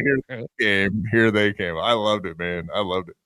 No, I wanted to treat them nicely so they would trash you and feel comfortable doing it. That didn't happen, but so be it. The rest is history. All good. Dude, I've already filed charges with Grady Judd, dude. I've already added this on to your RICO charges. You and everybody else try to get me arrested. I love it. Keep them coming. That's right. Holy shit. Speaking of the goy, look at this one. Final form J. Well done, Jay. Thank you. AI J. I like that. You imagine how different my life would be. J Moshi. I love it. I don't think most people know this, but when we met J-Mo, this is exactly what he looked like. And he is he's shaved it off. He's cut his little whatever the fuck. Dude, I told you not to tell people. Your Harvey's french fries. You to... got your french fries off your head. I like it. Connor's a good goy. Connor, we like he's one of the proud goyim of the show. He's a proud goy. A proud goy, yeah. He'll love this show. We got some proud goys here. Too. You guys ever been to a bar mitzvah, by the way? No. Oh, they're fucking a trip. I got it. You know what's funny? I have a funny bar mitzvah story. So I went to 2 bar mitzvahs, or a bar mitzvah and a bat mitzvah. Bat mitzvah, got it. Bat mitzvah is the ladies. The girl, yeah. Bar mitzvah is for the boys. So when they turn 13, they all get the thing. And everybody, like the Jewish families, they all try to outdo each other, and they try to do like these really ritzy fucking parties. And they rent out a place at like a local hotel. So, okay, so think Dan, NPS Dan, $2 Dan, 13 years old. And I'm a goy, right? But I got invited. They were schoolmates of mine. We were in like some fucking nerd club together or whatever. So they felt like they weren't really close friends of mine, to be honest. I think their families almost felt obligated to bring me because I was in some club with these kids. Mm-hmm. So, but I went and I got, dressed up, whatever. And it's so funny. I was talking to somebody the other day about these baseball card people now that are these older people that are like all into baseball cards. Sorry? Ray DeVito. Yeah, like the Ray DeVitos. Yeah, the card breaks and, I got to get a rated rookie fucking refractor. What kind of pulls you get? What kind of pulls you get in this box, dude? Brooklyn Delicatessen. But when I was 12 years old, like in the the late 80s, early 90s, like I was like super into baseball cards, like most fucking 12-year-old boys are. I was way into them. And Ray DeVito. Oh, nice. The fucking There's a funny video of a guy doing the card breaks for that year of, it might be that year of Jordan or whatever the rookie year was, and they're like, he had like 10 boxes, like 86. The search for Jordans, and like he pulled like 7 Jordans or something. And like you can even see at the video, it like spikes when he gets to the the Jordan pulls. Oh yeah. But yeah, people are way into that. Yeah, I was just young old vibes. I was a nerd. I was a nerdy kid. As I was, I was well-rounded, but I was definitely nerdy, dorky kind of kid. But I like Star Wars. Were you real into like Star Wars and stuff? Yeah, a little. Yeah, I mean, dude, I was I don't give my. Well, I guess I'll give my age away. When fucking Return of the Jedi came out, I was like right in the wheelhouse of the age for that. I was like, I don't know, 6 or 7 years old or whatever. So it was like Ewoks. And I wasn't even really that into, like, the Ewoks was a little fucking. Okay, let's be honest. I was a little. Did you ever have a necklace with like a dragon on it? No. Okay, all right. I'm just asking qualifiers. That's all. But anyway, Berg, I'm looking at you. I know you had one. Both the bar mitzvah and the bat mitzvah, they were at the really nice ritzy hotel in my town, and both times there were these huge baseball card shows at the same time in like another part of the hotel during the bar mitzvah, the bat mitzvahs. So both of them I went for like the first 30 minutes, and then I just fucking like disappeared for like an hour and went to the baseball card show. It was like existed. Gone. The first one they didn't. The first one they didn't know about it, and nobody said a boo. But apparently, I rubbed the Jewish family the wrong way on the second one. They were very insulted that I left the bar mitzvah to go look at baseball cards, and so I was not. I was put on whatever nasty list. Goy. I was a bad goy. Let's put it that way. You were on the Hebrew hit list. Yeah, so I'm sure I'm on some anti-goy and some bad goy list somewhere going around. But yeah, But yeah, bar mitzvahs, they're a cool event, but it's like at a while, it's just like going to a wedding when you're a kid. It's like get me the fuck out of here. This is it's all weird. They're doing chair dances and there's all this like Jewish stuff that just gets really weird. And I also went to temple. I went to the they do like a service. So I wore yarmulkes and everything. It was you converted. That's a conversion, Dan. Did you see the boil? Did you visit the moil? Did he suck on your foreskin or something? No, I mean that was great. I mean, I feel like I was just sitting in next to Ray on the Rock Bottom podcast talking about cards, and it brought me back, man. Good times. Good. Thank you for that. And Dan. I did have advice for the like.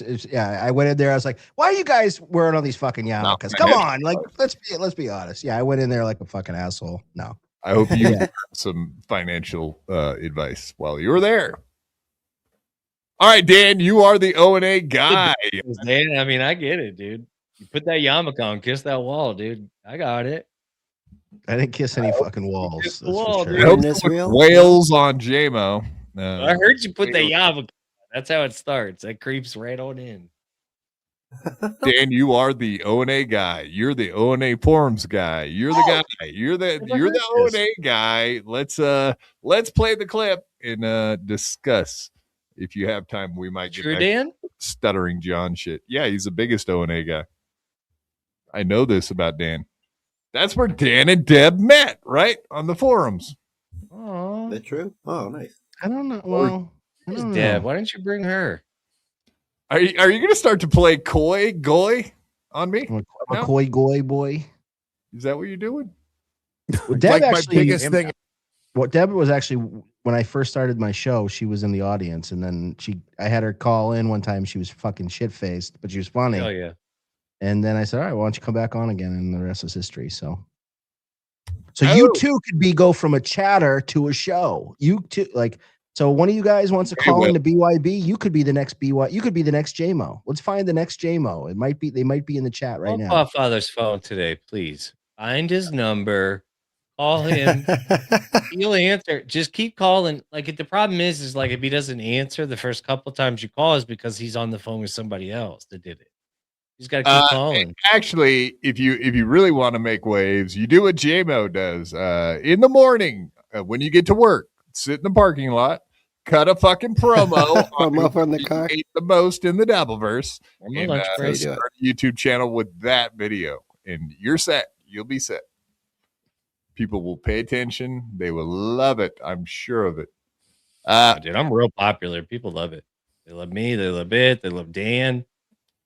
Are you surprised that O&A didn't get some reunion 10-year anniversary reunion show last year in the park?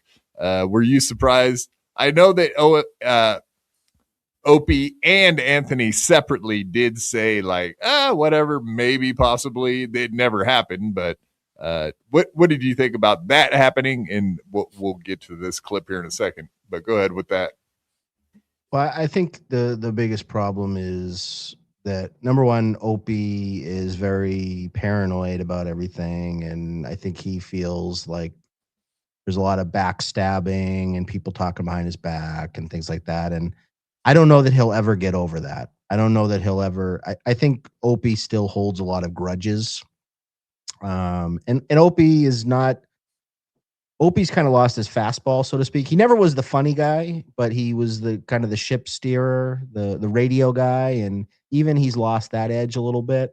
Even Anthony's kind of losing his fastball a little bit too. If you watch him, he's not the Anthony that we knew and loved, 15, 20 years ago.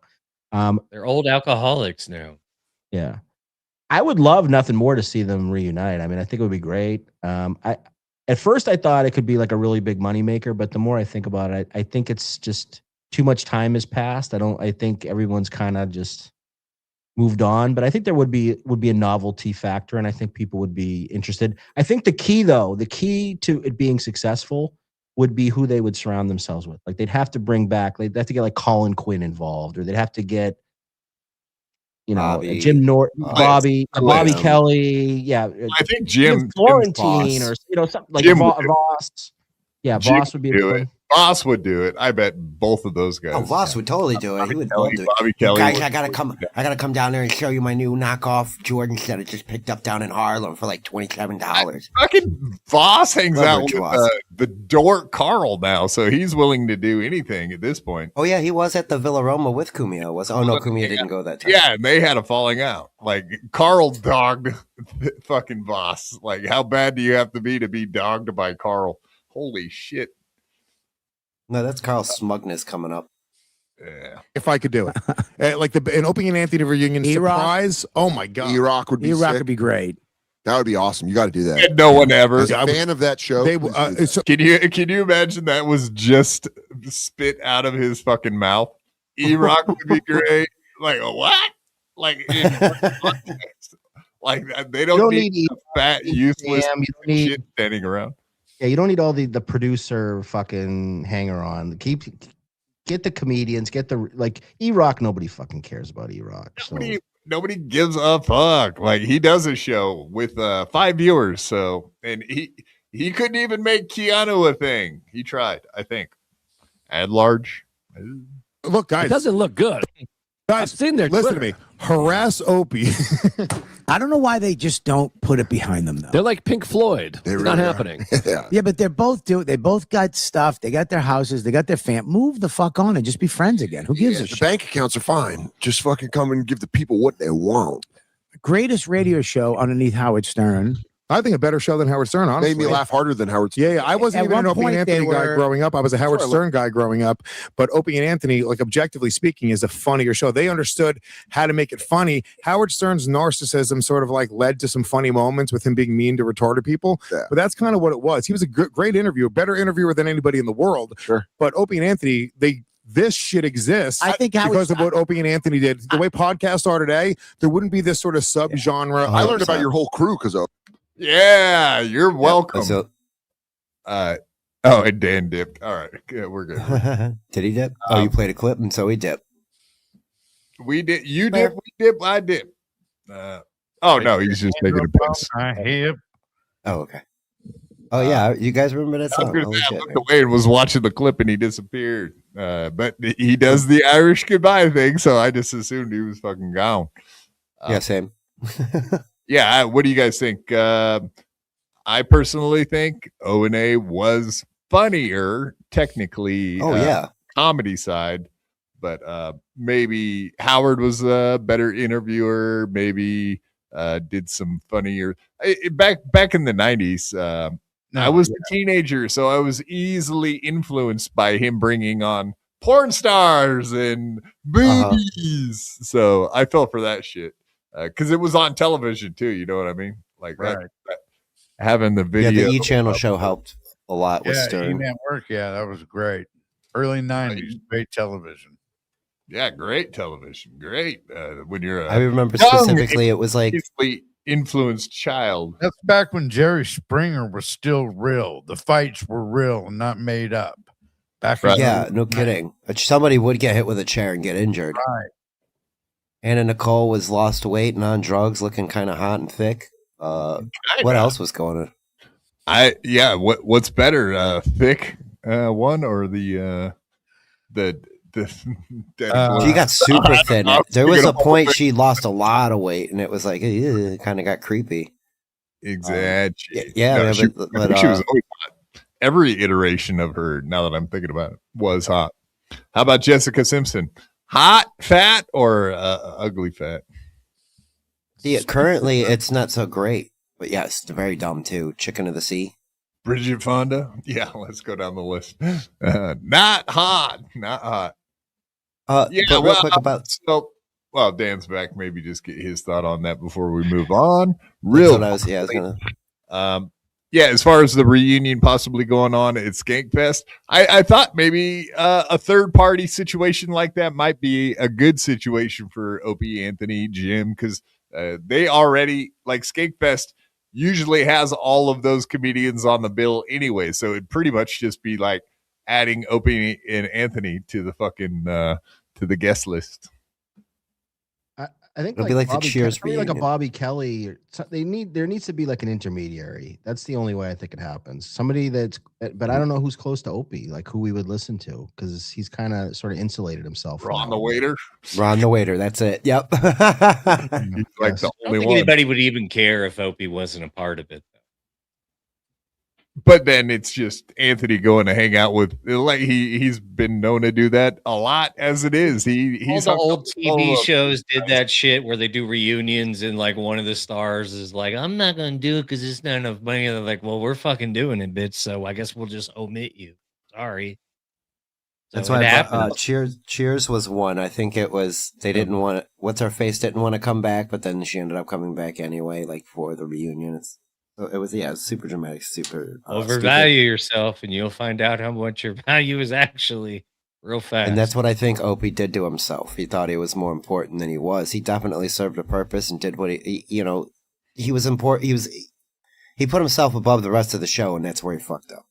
He did a sex crime too at work, which is a problem. You know what I mean? You call it what it is. I mean, you can't be recording people in the bathroom. That's a sex crime. Oh, you can't? That's the thing? You shouldn't. Oh, you can. Good to know. It's against the law, but you shouldn't. Videos, huh? Could you physically? Who knew? Yeah. Okay, so actually, that just popped in my head too. The fact that Opie has not hung out with any of these people, whereas Anthony has been invited to a Legion of Skanks and has done that a few times. Has gone back and hung out with fucking Rogan, for God's sakes.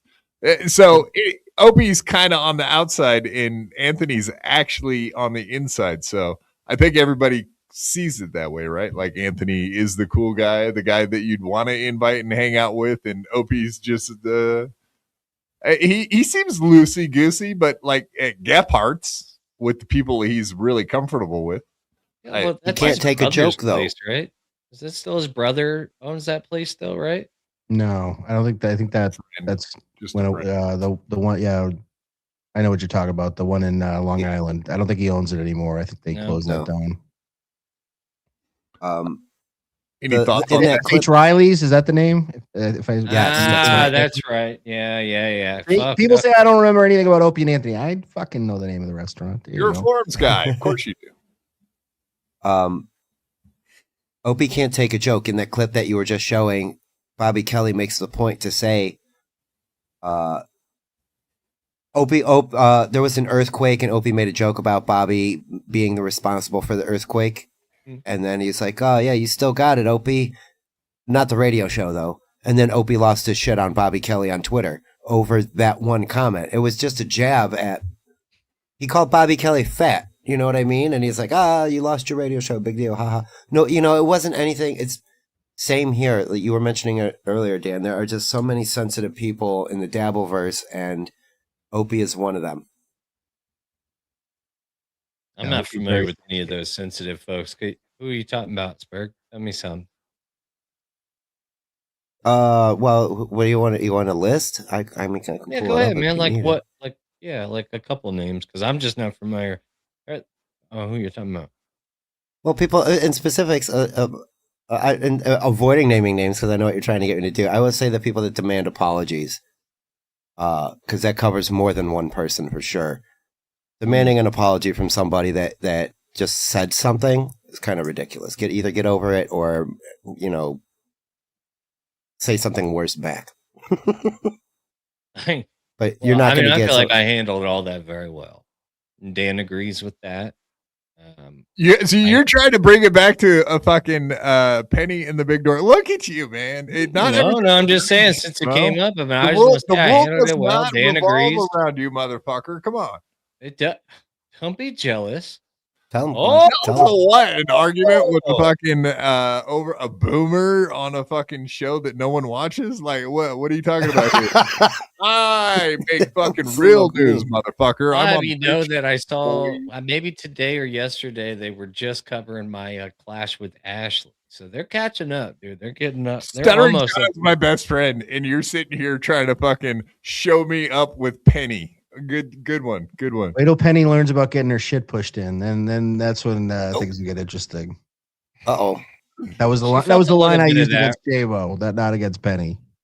Yeah, she felt a little bit of it, you know, in front of her husband and no less. That's not great, you know. Yeah, here's the apology master right now. Some papas want apologies. Right. Yeah, you apologize to Kevin. We all watched it. We saw what you did. Sorry, Daddy. Listen, come on, Scarlett. You can't do that. Get some balls. She immediately turned it on for him too. That was somewhat impressive. Right there with the smile, and she had the bat those fucking eyelids. Yeah, He was exactly. at it for a minute. He had to gather himself because he was like, okay. He was jizzing in his pants. What are you talking about? He's He like, didn't know what to do. I think you. Wow. He was like, what? Huh? Yeah, he was lost for words right after that. Did you just call me Daddy? Can you say that again? Can you repeat that? Can you take me to my wife's apartment? I'm lost. Let me give you the address to the nesting house across the street. You're gonna love it. Yeah. I'm number 1. I've got the biggest finger. Look at me. Indeed. People that demand apologies. Let's get into that. I know you're probably running low on time, Dan. Maybe one more topic. I'll stick around for another topic. Rest of the show. Oh, wait. Well, when you headed I'm out not in to any rush. California? I'm not in any rush. I'm good. We headed out to LA, Dan, for the Super Bowl. It's Briscoe this year, baby. Santa Clara. I've actually been to Santa Clara many times. Beautiful. That's right. It is beautiful area. Santa Clara. That is San Francisco. Levi Stadium. I've watched a few games as a Niner fan at Levi. I went to the last year. Candlestick was up there. Bye. I'll miss it. I got my picture. Man, a lot of memories. I'm glad they tore it down. Did they let you ride the motor scooter on the field down there? Did you get on the grass level? Oh yeah, I was. I've been field level. I came out of the tunnel that the players come out of. I bet you did. There's a ramp, for front row seating. Oh, cool. So yeah, that's where the handicap accessible. I was gonna say the handicap accessible seating is fucking sick. Like they usually get you right like in the front row area, and it pays to be handicapped at a sporting event. I will say. Some things. Yes, it does. And whoever you go with as well will enjoy the treatment you get when you hang out with a handicapped person. Yes, it works well for them too. Disneyland front row, football venues, much better, roomier spot to hang out. Exactly. Very true. The man that demands an apology, the Duke of the Dabbleverse. What do you guys, any thoughts going into this about John and Tukey getting it on to defend his daughter's honor? It's never going to happen. It's kind of a noble. Get him a body bag To defend your It's daughter. never drop. happen. Rocco would beat the dog shit out of fucking Daughter, son. Who cares? Can Melton fucking give up this $100,000 bullshit? It's just like, come on, dude. Like it's all just. 1,000. Well, his latest is he's going to pay if John beats up Tukey, he gets $100,000. If Tukey wins, Tukey gets $10,000. If John backs out, John has to pay Melton $100,000. So right off the bat, you don't have to be a fucking math whiz to say like, okay, this is first off, there's no real benefit to John because he's not going to be, a capable person in Rocco, who's, I don't know, at least more athletic than John, or not an elderly alcoholic gentleman. And he's not going to pay $100,000. He doesn't have $100,000 to pay Melton. Why would he want to pay it? Like, so it's all fucking. Melton, this is another thing. And everybody's, Dan talks about shit about Hackamania. Melton is a carnival barker. Melton needs to do anything he can to get people to do the promo codes. I'd be shocked if they've sold 100 tickets for Hackamania. I'd be shocked if that's where they're at. It's a good event. They do okay, but it's not like they're not killing it, so to speak. So they need any little attraction that they can get. So they're trying anything. This reeks of desperation to me, to be totally honest, and not from the John camp, from the Melton, Rocco, Tukey camp. They need something to get people interested in Hackamania more than they are interested right now. The promo codes isn't fucking cutting it. Okay. So they came up with Hackamania the first year. They also did AC, right? You're correct about the carnival barker thing, but that's just smart business, man. To constantly be having things happening along the way that add up to like getting you to the event, so that people are constantly talking about Hackamania. Therefore, it's a long stretch. Yeah, you invite people in scenarios that you know will fall through. I'm not saying it's not a good business tactic. I'm just saying it's like the $100,000 thing. It's so corny and so so easily just debunked, and it's just like, come on, like really, like. And maybe Melton's fans, maybe there's some Melton fans in the audience who eat this shit up and buy everything that Melton says. To me, it just seems fucking insulting because $100,000 is not changing hands. Oh, and by the way, one other thing, let me add. Anyone that knows anything about boxing in Las Vegas, Nevada, there's a boxing commission, right? That you have to get approval from. You can't just fucking have a boxing event under entertainment. As long as there's like no prize and it's just like entertainment, but I think they've already they're talking about a purse. Like I know, I think they fucked up on the prize part. Like they should have shut up about all that part of it. The minute you talk about money and not two guys just duking it out for fun, like then you get the boxing commission involved. Maybe that's why Stuttering John is more correct, just to be like, all right, we're not. It would be hilarious if they all went to federal prison. I mean, they haven't broken any rules yet, but if they try to do an event and it's not sanctioned by the boxing commission in Nevada, there will be police that will show up at the event. Like people will go away in handcuffs. Like that's very, very illegal. And Nevada does not. What happens if Rocco kills John in an unsanctioned boxing event that they're giving a purse out to? God forbid. These guys are going to federal penitentiary. Like that's some serious shit. Like so that's why. So anyone that thinks that there's a boxing match that's going to happen, there's no boxing match going to happen. Nobody's paying anybody $100,000. So just like it gets cute to like think about and hypothesize, but it's complete fucking horse shit. It's never going to happen. Will Dan be the guy calling the cops if they're running an unsanctioned boxing event with $100,000 being passed around? You damn right. Yeah, I'll call the cops. I'll be a quad. Sword fight. I'll be a quad. Hey! Don't you put that on me? Don't you put that evil on me? I'll mark him out like quad. Of course I would. Mark. I'm only human. No, I was trying to save lives here. I'm trying to save John's life so he doesn't get murdered by these hunchbacks. That's what I was saying. What do you think? Like the Duke, you'd be like, as he dies slowly in a boxing ring from getting hit too hard, I was an A-lister. Like, what are we gonna say? What's his last words? I want to hear that famous last. Do you think Tukey will be doing puppet shows from prison? Do you think he'll still be doing, or will he wear the mask? Will he do puppets? He's already used to fisting things, puppets, men. Do you think people will make the puppet fucking deep throat, for servicing? All right, next, the puppet. It's going to be an exhibit. That puppet mouth work. It's going to be an exhibit at the actual at the actual trial for sure. Like it'll be Exhibit A or whatever. Please put on the puppet for us, sir. Let's listen to just a minute of this. Because I said I would pay him $500 to get in a boxing ring with me in Las Vegas. Vegas Pistols, Jerry will arrange the ring. If we have to wear headgear, I believe we have to. And we would have a boxing match. 5 rounds, 2-minute rounds, 2-minute breaks. I'm not going to need that much. Now, Fatty Patty has a different idea.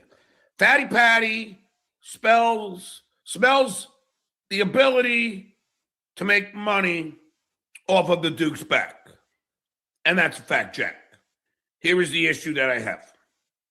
I am not going to elevate Patrick Melton and Rocco Burrow to actually make them believe they are my equals. I'm not saying I'm an A-lister or a B-lister. Some might argue C, some might argue D, some might argue Z. I don't give a shit. The one thing that is known is the name Stuttering John is known. Patrick Melton, not known. Rocco Burrow, who? Boom! Got him, John. Heard that? Dan, you heard that. You got a point. You got a point, bro. No normie. If you go to like any, like if I don't know, if you have a job or and not that you would ever do this, but go to any normie congregation of people, your church group, your work. Ask them who Patrick Melton is.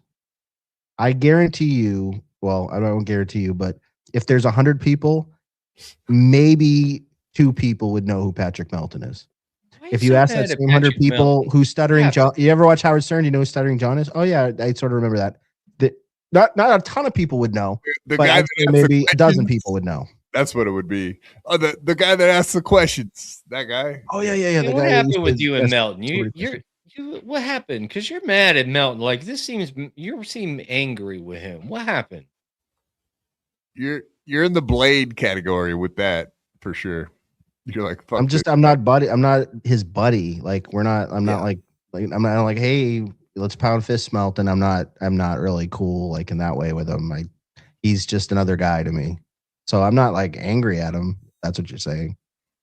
I think he's a grifter. Huh? He's a grifter. I mean, he's like everybody. I mean, there's just all of these people. Melton has become very insufferable with the grifting, the Monday morning membership thing.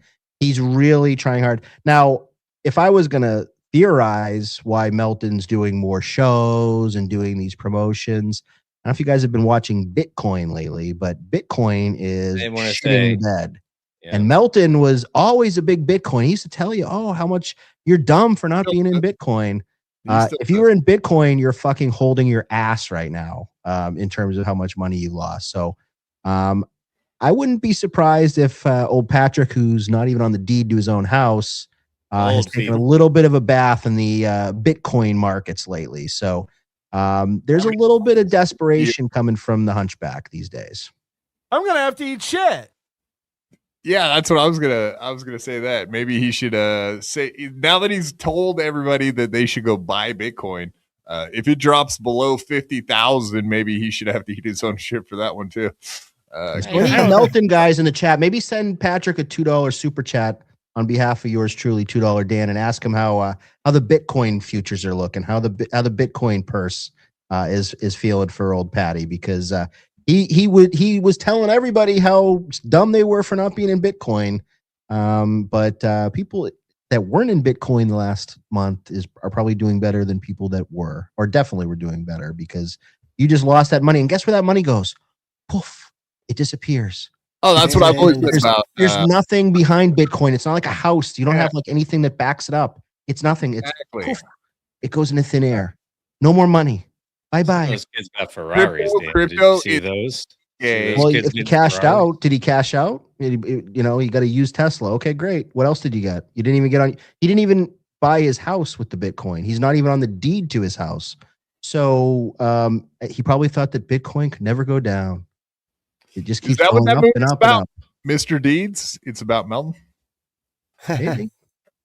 I did want to point this one out. Quad, I'm not even gonna comment on this stupid stuff. I'm seriously over all of this. John broke my heart. He's a real wussy boy. A barrel wussy. A barrel wussy. Yeah, I did see that the other day when he declined to do the event. Then the entire chat did seem to turn on him, and I, for one, being a loyal Stuttering John guy, I was in there like, nah, we got a few Bitcoin people in the chat, by the way. Everybody's coming. You can tell who the Bitcoin boys are, the crypto crypto dudes, the crypto bros. That dude, everybody knows, man. It goes down, it comes back up again. You gotta know. You gotta be able to ride the wave, man. Everybody knew about that, man. I got gold, man. I'm not. Paul wears a big Bitcoin guy, right? Isn't that how he made his fortune? So he could live abroad.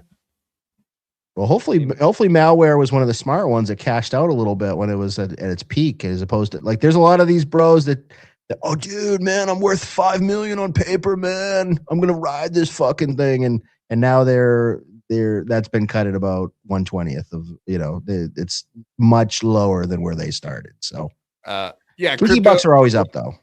Yeah, crypto is as useful as Kiki bucks in the end. I think they're also going to eventually do like a digital US coin, and that's just going to cause our. Once they do that, it's going to be like, well, all the other ones are worthless. That's a problem.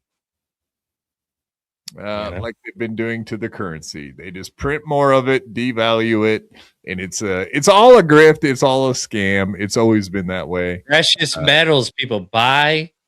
Invest in precious metals, please. But okay, isn't that the thing though, Dan? Like everybody's doing a grift, right? Like I don't even mean like in the Dabbleverse. I mean in the world, everybody's doing some kind of grift, right? If you're breathing, you're grifting. If you're not hustling, what are you really doing? So yeah, we're all hustling in our own separate ways. It's just how you present it to the world. What if we had like a barbecue, a nice barbecue? Would you sit down and eat a barbecue sandwich with Patrick Melton? Let all this go. Do you think Melton would share? Come on, man. Why do you think I have like a grudge against Melton? I don't know. I feel I'm I don't really care if you do or don't, to be honest with you. Like you don't give a shit, I'm sure. But well, Dan's take on Melton isn't, out of the ordinary to me. I hear many people talk about Melton in the same way, being I don't personally use the word grifter, but he is a gimmicky money hustler. The flipping of the pages for $50 a pop. That he's always coming up with some type of gimmick to get his audience to what are you, like a cheerleader? Pay up. Look at Christie's, like I don't his merch store. He's got like 30 different types of hats. I mean, it's like he's always looking for a buck on everything is about, and it's. Us goys, we're not. I'm a goy. I'm not always looking for every buck that I can turn over at every moment of my life. Sometimes I'm just like going along with the waves. But yeah, I mean, Melton he's a hustler, and once again, it's not a bad thing per se. I don't begrudge him, and he's been more successful than most. But that doesn't mean I'm just going to be like not call it out. If I see something, I'm see something, say something. Some of it is very corny. He can be very, very corny sometimes. Like with some, like the one that I think is kind of dumb. Everybody's been ripping me for it. How dare they? Well, no, but here's an example that I could give. He has a hat in his merch store that says the word "dumb" on it, and that hat specifically costs like $100 because you're dumb if you buy $100 piece of merch, which then in turn is getting people to buy a dumb hat. I spent $100 on the hat too, blah, blah, blah. You know what I mean? Like it works. Well, and other people said it in the chat. You can't yell at people for what they spend their money on. It's just watching people, the same people that buy this stuff also complain about how the government spends their money. If you're going to disrespect your own money, don't complain about the government disrespecting your money too. You know what I mean? Like it's a stupid point for me to make, but it's just how I see it. You can't. People spend every human being spends their money on dumb shit. It just is the way of the world. It does upset me sometimes, but that's a personal issue. You know what I mean? It was the same thing watching wrestling as a kid and watching Honky Tonk Man smash a guitar when I couldn't afford to buy a guitar. That kind of thing. So like, there's like a poorness to me that I won't let happen. And I think that's what Melton's doing too. Quad, do you think I'm jealous of people that are successful, that are making a lot of money at this? Do you think do I come across? It doesn't seem like that at all. It seems like you don't really care about the money thing. You just like calling people out that are doing things that you an asshole, various or maybe a little too far. But you're a stinker. You're a stinker, Dan. Here's what I'd say. Blanket. Here's the thing, Dan. Just a couple of years ago, Melton was in a chat. He was doing a show with like 50 people in his chat, not making a killing like he is now. So he saw an angle. He saw the steel toe thing.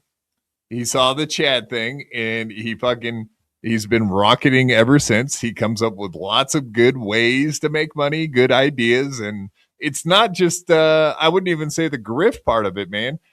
He does call it grift. It's a gimmick. He does create. Like, he's an actual creator. He has created, and he comes up with shit all the time. So, like, cheers to him. I say, like, I know he's been a 20-year successful podcaster, but also, like, when people in the Dabbleverse found him, he didn't seem that he wasn't killing it at that point. So cheers to him for finding a way to like grab on, like Mersh. That's a good example. Like, Mersh tried to grab onto the Dabbleverse and make a few bucks, right?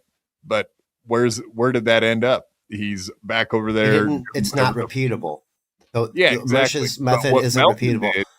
He hung on to this shit, and he's not letting go of it. And cheers to him for the way he did it. That's all I'm going to say. Like, I'm a fan of the show, so maybe I'm partial, but I'm kind of fans of everything in the Dabbleverse. So it's not just. Here's what I will give. I hate watch too, so there you go. So let me give Mersh, or excuse me, not Mersh, Melton and Carl a little bit of credit. So everybody's like, you're anti them, you don't like them. One of the things that they both have done really well is they have created a sustainable business model that is repeatable, that has recurring revenue.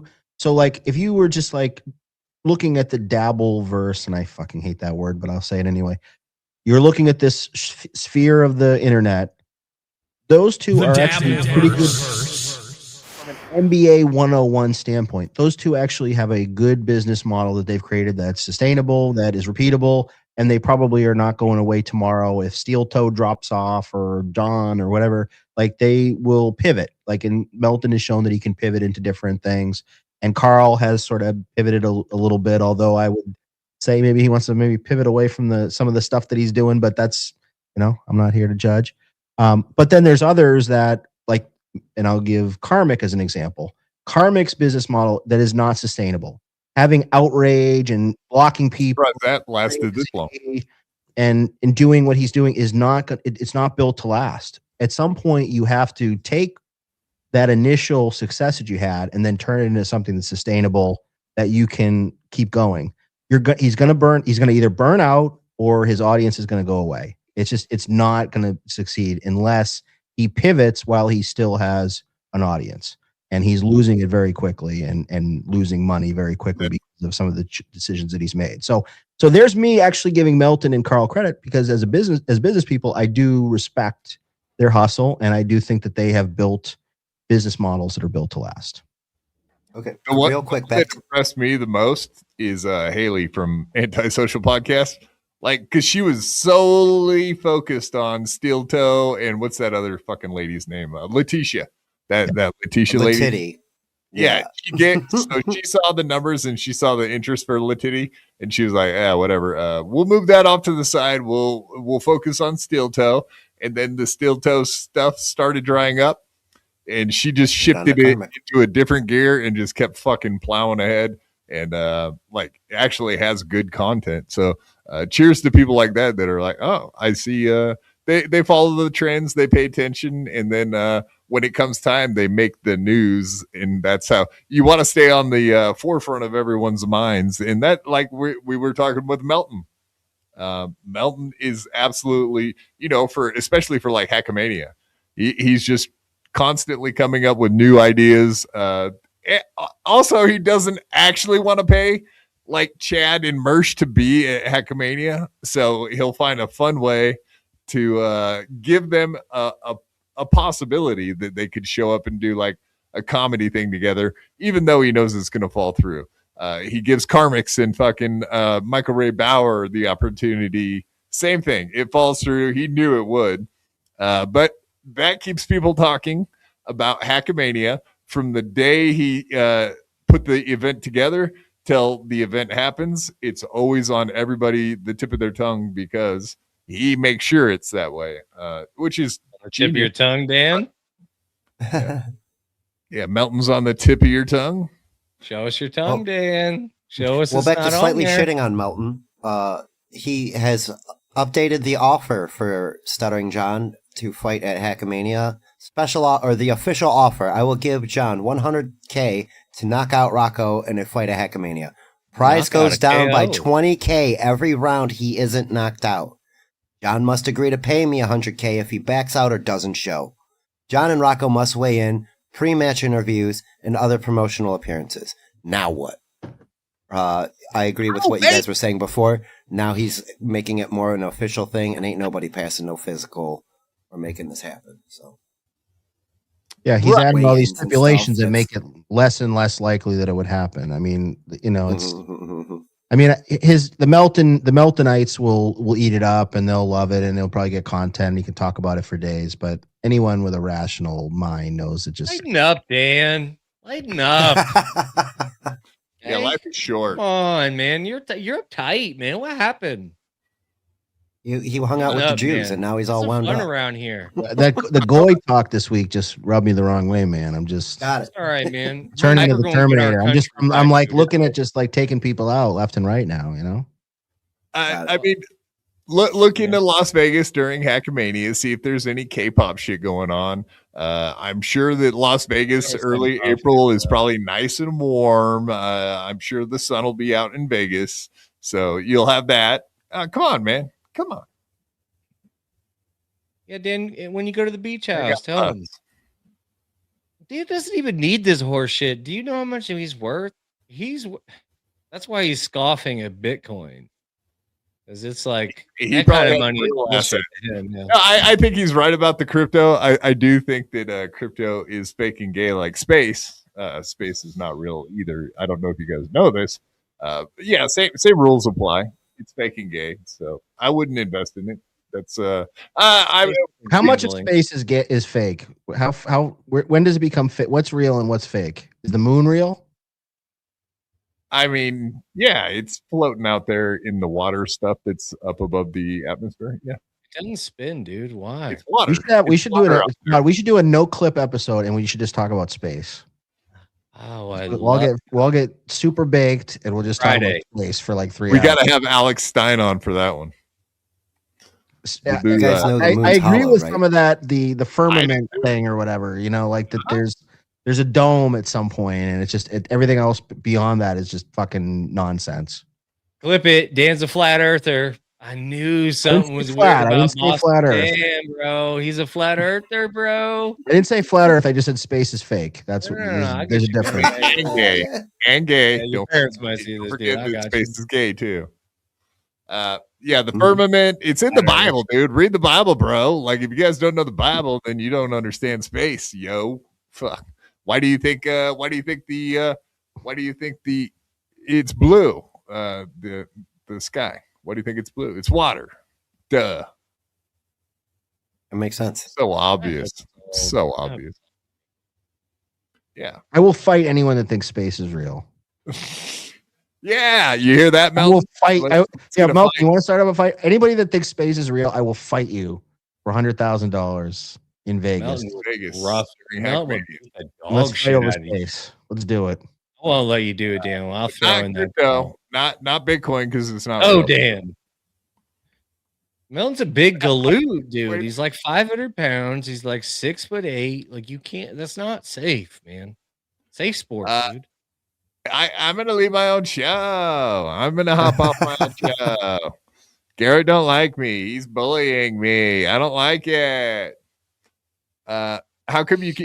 Garrett is a hack. That is true. That's so true. That's rude, man. What do you mean my shit's disgraceful? The sky is blue. It talks about that in the Bible. Come on, man. I read the Bible. I'm a Bible thumper, guys. It was written by a rabbi. It's obvious I am, right? I hope it is. All right. We're going to talk about other subjects. All right. So did you not enjoy which one did you enjoy more? Dan, did you like when Shmuel fucked up Mersh, or do you like when he fucked up Gino? Which one was your favorite recently? Well, the thing with the Mersh the stuff is like they're actually like, I think that's a more frenemy sort of situation. I think they're both kind of grab assy with each other. Like Mersh likes Buckman, Buckman likes Mersh because Mersh is somebody that Buckman can kind of suck up to. So the Gino thing, I thought, like I said, Buckman did a good job. He took him down. He did sort of use his Buckman, cheating methods to do it, but he totally fucking eviscerated Gino. I mean, Gino needs to learn how to shut up and pull the plug before you just embarrass yourself. I thought Gino just did not do a good job. If I would love to have the opportunity to coach Gino and tell him how he could do a better job, but he wouldn't listen to me anyway, and he'd still go back into the Gino stuff. Gino is someone that I don't know if it's ADD or what it is, but he just starts yapping and yapping like a fucking dog and just doesn't even think and make any sense. Yeah. I've always said he's much like a Chihuahua, just a lot of yap. There is no bite because he knows better than. Yeah, Pat Dixon, he found out what getting bit is like. I don't think he liked it. It's very manic. It's very weird. His behavior is very extreme every time. But I don't know if people know this, but that was like the third time. 2 other times I've had Schmiel on my show, and Gino had argued with Schmiel specifically. So a lot of the points that were made have already been made, even on this podcast. Do you guys let's take a peek? This is kind of a life forms type situation here for you, Dan. You might actually enjoy this, but this might have been the inception of said Schmiel Buckman. I think you guys know I've met Goldstein in real life, right? I've had beers with him before. Like Adam? Yeah, he's all right. I know you both live in the same area. Yeah, he works in like my hometown. Like he actually is like right near me. He's good dude. Very good. Not a goy. I like Adam. Not a goy. Not a goy. So yeah, he's like my in with the Jews. So I keep him close. He's your protection. So I don't mess up after all those bar mitzvah problems that I had as a child. I got to ingratiate myself with a few. You bring a dreidel in your pocket when you meet up with them. That'd be sick. I give him a couple pieces of gold and some silver, and he takes care of me. Chocolate coins. It's hard, delicious. I think you guys will like this because I got another clip right after this one. We'll just bang them out, but it was Schmiel and Gino like 1 year ago with Ski Mask on the program, almost a year ago to the day, which is fucking. It's kind of creepy, but it's good to see the boy. Our homie, our boy in heaven, R.I.P. Indeed. Dabbleverse again. So. Welcome to the stage, Schmiel Buckman. What the hell you got on your face, dude? Oh, I thought he was in here. I would say the same thing. I was like, what the fuck? Yeah, this is the origin story of Schmiel Buckman. I know he probably doesn't have as many issues nowadays as he did back then, but he came in to argue with and this is how he comes in, totally ill prepared, all fucked up, kind of a laugh, but looks like he's wearing pantyhose over his face. Exactly. Like he's about to rob a store. Yeah, Schmiel, who's also in the show tonight. But yeah, Schmiel Buckman, this fucking zero. Oh wow, fireworks right off the bat. Schmiel Buckman Vito is talented. Aww. No, I get to, it's like, I like my zeros, Gino. That's why I like you. You don't like me. You say mean things to me on Twitter, and it hurts my feelings. Got him. Well, you're in the position you're. Get that one down, Dan. Yes, that was. What I tell you about Buckman from day one, he's always had fucking sound issues. So, did you hear how loud that was? That's exactly what you were talking about earlier. It's like he had it cranked up to 1 million. At least he caught it, I think. That's why he turned it down. But it's hard to tell. Let's not make it about this tonight. Anyway, while he's free, I will tell you this is your typical Ray DeVito fan. But go on, please. No.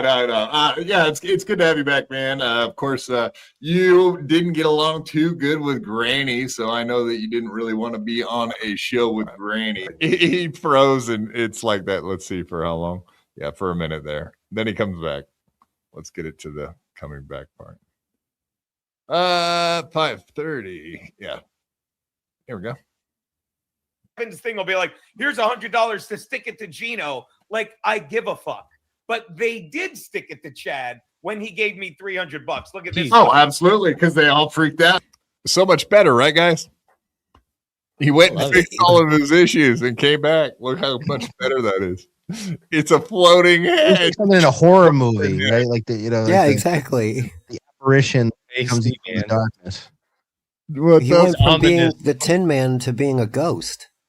I just it popped in my mind that he and Gino had gone at it before, and it was like I was dying laughing today when I found these old clips from BYB. But yeah, it's tripping me out that you're wearing the exact same thing, and that it's you, but like 2 years younger. It's almost like a space time machine. Oh, it is almost. At least Pretty like close. What I see right now, it's Yeah. like it's like a weird, like we're in like a time, like it's old, like quad, like Back to the Future quad, like it meets present quad, and see, different hat under the bill. See, all right, there's some differences. Okay, so it's I like to wear black, the Man in Black, like Johnny Cash, baby. Let's go. I mean, I'm a black guy too, obviously, so I'm down. It's not black. It is Black History Month. Spiritually black. Stay black. You guys remember those glowworms like back in the 80s and the 90s that All like right. a tape in there? Again. You squeeze it. That's you did what baseball cards. You did Star Wars. Now we're at glowworms. That's what Wow. Buckman's face looks Wow, like. we're really going places, JMO. Glowworm No, guy. he's making a reference joke. Bucky looks like No, a I don't fucking interrupt me like Not that. good. How dare you, dude? Not- Embarrass me like not that. a good Daniel. reference. Not This is happy. off the rails now. The glowworm? You haven't. I'm sorry you didn't get one of those, dude. I'm sorry that it didn't go right for you. Okay. People are being mean to me in the chat. I don't I'm like sorry they didn't pick you on the Christmas tree that year. The family that had money, they didn't pick you. Yeah, I never got the cool shit. That's a fact. I never got Air Jordans. I got fucking I did what was it? The Nike pumps. I got the fucking Spalding. Reebok, You got shitty Spaldings. Reebok, whatever the fuck they were. I was mistreated. That's a fact. Yeah. Section I was 8. never the coolest. I did have a starter jacket. Does that make me a good wigger? We all did. Dude. starter jackets Yes. with a bomb. Yeah, I had two of them. Especially we had the Charlotte Hornets one with the cool colors. That was the bought a Bulls. Teal one, yeah. I Bulls was one was popular. I'm a too. Trailblazer fan, and I bought the Bulls one because it looked cool. Yeah, the Bulls one was- Trailblazer colors. It was are the awful. They're pullover. gross, dude. It was the pullover starter with the front pouchy pocket. I remember Yes, it just being exactly. the most fucking popular one. Oh man, If you were rocking Good that, times, you were good times. you were the cool kid. You were the cool kid A lot of with that. stepdads popping their ciggies in that pocket. Let me tell you. Not immediately, and then they made a plan with Tracy Jane to get on the show to badmouth him because he turned on them. And the turn happened, and it's real, man. It's a Where real it gets deal. better because then he writes like oh wait, he wrote in the same thing. How's your boy the legend doing today now that he's exposed as a creep sociopath? Chad Zumach is a creep sociopath, and that is Yes. with the state Yes, of thank Florida. you. Chad has been accused of menacing his ex-girlfriend. Chad got an OVI. There's You know what an Schmiel. OVI is? Where's That's when you Schmiel get a go, guys? DUI and pay a lawyer a shit ton of money, maybe the same one you paid when you stole all those credit cards, to have it reduced to operating a vehicle while So good, intoxicated, so and you get less. Chad, everything he's accusing missed people it, of, Schmiel. there's a criminal record great of him Schmiel. fucking doing. Do you get what Yeah, it well, no, he loves doxing people. He was even just going after that Jill Walsh guy very recently. All right. Oh, there you go. There you are, Schmiel. Come back, Schmiel. After him, like full force, he's still credit to them getting married. Either commits and gone again. So that's his great appearance. The glowworm thing, by the way, was a good reference, J Mo. I want to give you proper credit. That was a good call. Oh, fuck you guys. I hate He definitely had the he's glow jealous, to him. dude. He's been jealous of me since the beginning, dude. Everybody sees it. They know it. Goodbye. bullshit. That's not what it is, guys. I'm not jealous that he can walk or say mean things in the car. I can do my hips. I can make my hips fuck a woman. I dip, you dip, we dip. That's right. There's Honk with the Martin Luther King. Boom. I love it, man. But there's the pretty boys, the original pretty boys. We miss our boys. Ski mask, of course. But here we go. Ski Mask was hardcore on this shit as usual, but cracking me up when I was watching this today. It's weird to think this is 1 year ago, man. I was gonna say Buckman is the ascendancy of Shmuel Buckman in 1 year is just will be written about in history books. We'll be reading about Shmuel coming from the ashes and rising up to the top of the universe here. It's quite the rise of the history. Indeed, he is He's in really streamlined though, isn't he? Like there's like almost no. He's so everything's smooth. Like there's nothing. Like the wind like doesn't even smooth like a baby. Crazy. It's like proof that ball washing works. Ball wash the right people, and you get places. It's Eagle and Shmuel. I've noticed both those guys are in the ball washing pathway. I did the opposite. I've been a smart mouth to every single person in the Who didn't I smart mouth? Tell me, JMO. Name it. Name the guy. Name the guy that I haven't talked shit to or about. I mean, you just were really soft. You were just really soft on our. I don't want to bring him back up, but I mean, you. Oh yeah, because I'll trash you for bringing up the nobodies that beat your ass up on a Monday and a half. I just found it very.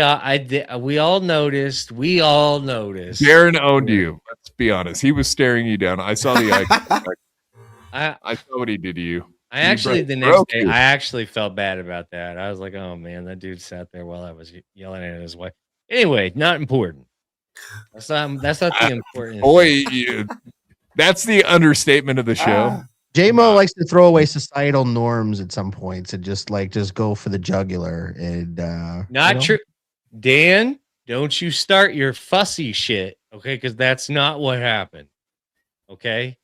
I apologize. Did you a temper tantrum? He not happy. J-Mo not happy. He gonna get fussy, huh? That's right. Penny had some good lines on you, J-Mo. I'm not gonna lie. Penny got a few good ones in on you. When on that show? She owned just in general. She's been picking at the J-Mo for a week here. I had to clip it, Dan. I didn't see it. Well, when I get her on, so here we'll do my plug. When Penny and the Big Dork are on Nice Podcast Stupid tomorrow night, J-Mo will absolutely 100% be a topic of du jour that we will spend much time on. Yeah, because what the fuck? What else are they going to talk about? We will play clips. I'm not a clip show, but we will find time for J-Mo clips. No, please do. No, I'm going to bring them up to speed on J-Mo lore because they don't even know the half of it with J-Mo. So we're gonna re-kick that one, kickstart that one tomorrow night. Yeah, make J-Mo a life form tomorrow night on Nice Podcast Stupid. Boom. Ooh. Dan, do I need to send my shooters to Boston now? Is this what we're doing? Shooters, come on, man. I thought we were supposed to be boys. Come on. How dare you? Outer space and dinosaurs are a Jewish conspiracy, just like there's secret societies where they meet underground and do blood magic with the alien lizard people. $2 Dan and Spurg Snake are hip. Yay. Space lasers. Yeah, I do want to split the Jewish conspiracy with the space. I don't want to get it too convoluted. There's definitely a vast Jewish cabal experience of them looking down on goyim. It's just we learned it with the Epstein thing. Space is don't get me started on space. Space is so fucking like when I say fake, it's so much more than fake. It's like beyond, like there's a whole contrived aspect to space that is used to basically control us. But we'll talk about that. We can talk about that on another day. But space is the fakest, gayest thing that we've been indoctrinated with our whole lives. So the sooner that you get space out of your mind, the better off that you're going to be. Space is so fake. Like Spaceballs. And there is no ludicrous speed. No such thing. Not a thing. Not a real thing. Made it up. R.I.P. Ski. Yes, R.I.P. Ski. Yeah, put your... It ain't real. Up. Get your skis up in the air. That's right. Skis up. Ski in. All right, let's play some more Buckman. This is kind of a life form treat for you, isn't it, Dan? Yeah, this is a nice throwback. I vaguely remember this episode. And the reason I can remember it is because the Gino lean back is just like so memorable because he was just really feeling himself in this one. And so yeah, this one for some reason sticks in my mind. I do remember watching this. But he is so thin-skinned. And anyway, like I still get a chuckle just thinking of Buckman trying to come. He wanted that first clip we watched. He wanted to wreck Gino so bad, and he could not get his shit together to do it. It was just fucking. I was cracking up because that's what I was thinking the whole time. He's like incapable of getting his tech together. But Quadfather gave Buckman his first opportunity to wreck a motherfucker, and whatever, he failed. I gave him other chances, as you can see. Second chance, indeed. Maybe his first and second opportunities to wreck people on BYB. Love it. I don't know. Oh, and I signed up for Hackamania today using homo code Buckman. There you go. I'm a fan of the Buckman. Yeah. Woo! You hear that, Dan? Ask Ski Mask. Before I tell you what that was, ask Ski Mask what it was because he thinks it's drama and he wants to move his podcast. But shut the fuck up. You know what I want to ask you is, if he watched the full episode, you were calling him. You were saying, "Oh, what's your boss think about that?" I'm not Stansel's boss. Stansel has full access to everything. What are you talking about? Okay, I didn't think look at the episode. You can watch it, fucking asshole. All I called up to talk to him about was the fact that no, during the episode you called, you said, "Hey, you gotta let him." Your boss called me whenever I called you about the piece of shit the other day. Yeah, you're like, your boss. Don't say I'm Stansel's boss. Okay, I'm sorry. I say boss like Anthony's boss. What's the big deal with that? Is that what you're gonna try and spin this? Because it's not good. I don't have to spin anything because we have a better show. And I was paying you a compliment when I said that anyway. We have a way better show than you have. Okay, so listen, I was telling Team can't be wrong. There were 12 people in there. What you should have done, Gino, there were a dozen people in there. Gino, your problem is you don't listen. Your problem is you don't listen. Okay, whenever Bird quit, you should have left in hot water and created your own brand. Then money, remember? You should have recreated your brand. All right, we turned into a clip show and he dipped. That's how we do. But before he goes too far away, sad dude to watch this man from killed Ski beyond, from beyond. It's kind of a throwback, man, because it's from beyond, but it's awesome to see him just wrecking Gino, and that is kind of what we're doing. We will give Buckman his opportunity very shortly. We'll go back, watch all of the Spiel versus Gino. It's good shit. Dan from Nice Podcast Stupid. Thank you, Dan, for popping in. Love you, Dan. Everybody check him out there. You can see his handle on Twitter. You can see his handle on YouTube's. Check him out. Check him out tomorrow night. Sounds like he's got a hot one. Penny in the Big Dork. I think he's in for a big surprise, though. There ain't much there. There ain't much there. I don't know if you can do an entire episode with him. He'll find out. No, he'll love it because he likes to. They're very easy to get riled up. He's gonna have a very good time. He's gonna provoke them. He's gonna get one way or the there. other. Well, we tried to provoke him, and it didn't go anywhere. So there you go. Darren, True. Penny is very easily provoked. Darren, on the other hand, is very stoic. You know what I mean? Like, doesn't make it good for adversarial content. Whereas they might be able to cover stuff, go through topics, clips, but there's a lot of AI. They rely heavy on AI. Whoop someone's ass? I don't believe that. I don't think they're going to be winning any arguments anytime soon. That's all I'm going to say. That ain't happening. Him and Joey C really lean on AI a little heavier than I think is intended in this. Uncle Bob does his thing. Don't knock Uncle Bob. I wouldn't dare, and I know they're listening. So AI. And you understand? Does he have to take it? Let's bump it for him. Is it for me to start like a gig, like a little gag like that? Maybe wear a wig or something. Who? Me? Like, I could just do something fun. Create a character. What? Like everybody else gets to be a character. People call you Game-O. People call you what else do they call you? I know that one. I don't want that one to stick. Handsome. No, these are not nicknames you've been given. Hilarious. That's just, no one ever said that. No, nobody said that. So there you go. There it is. All right, thank you. Slow-mo. Slow-mo the clown. And you can have a nice blow on it. This guy's good. This guy's good.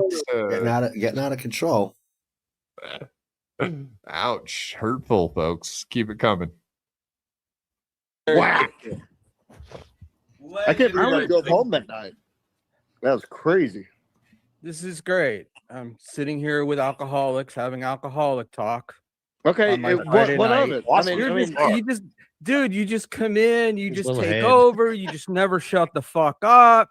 You're annoying. You're not funny. Okay, you're got anything you wanna annoying. talk You're about? a fucking drunken how big is loser. your cock? Just go away.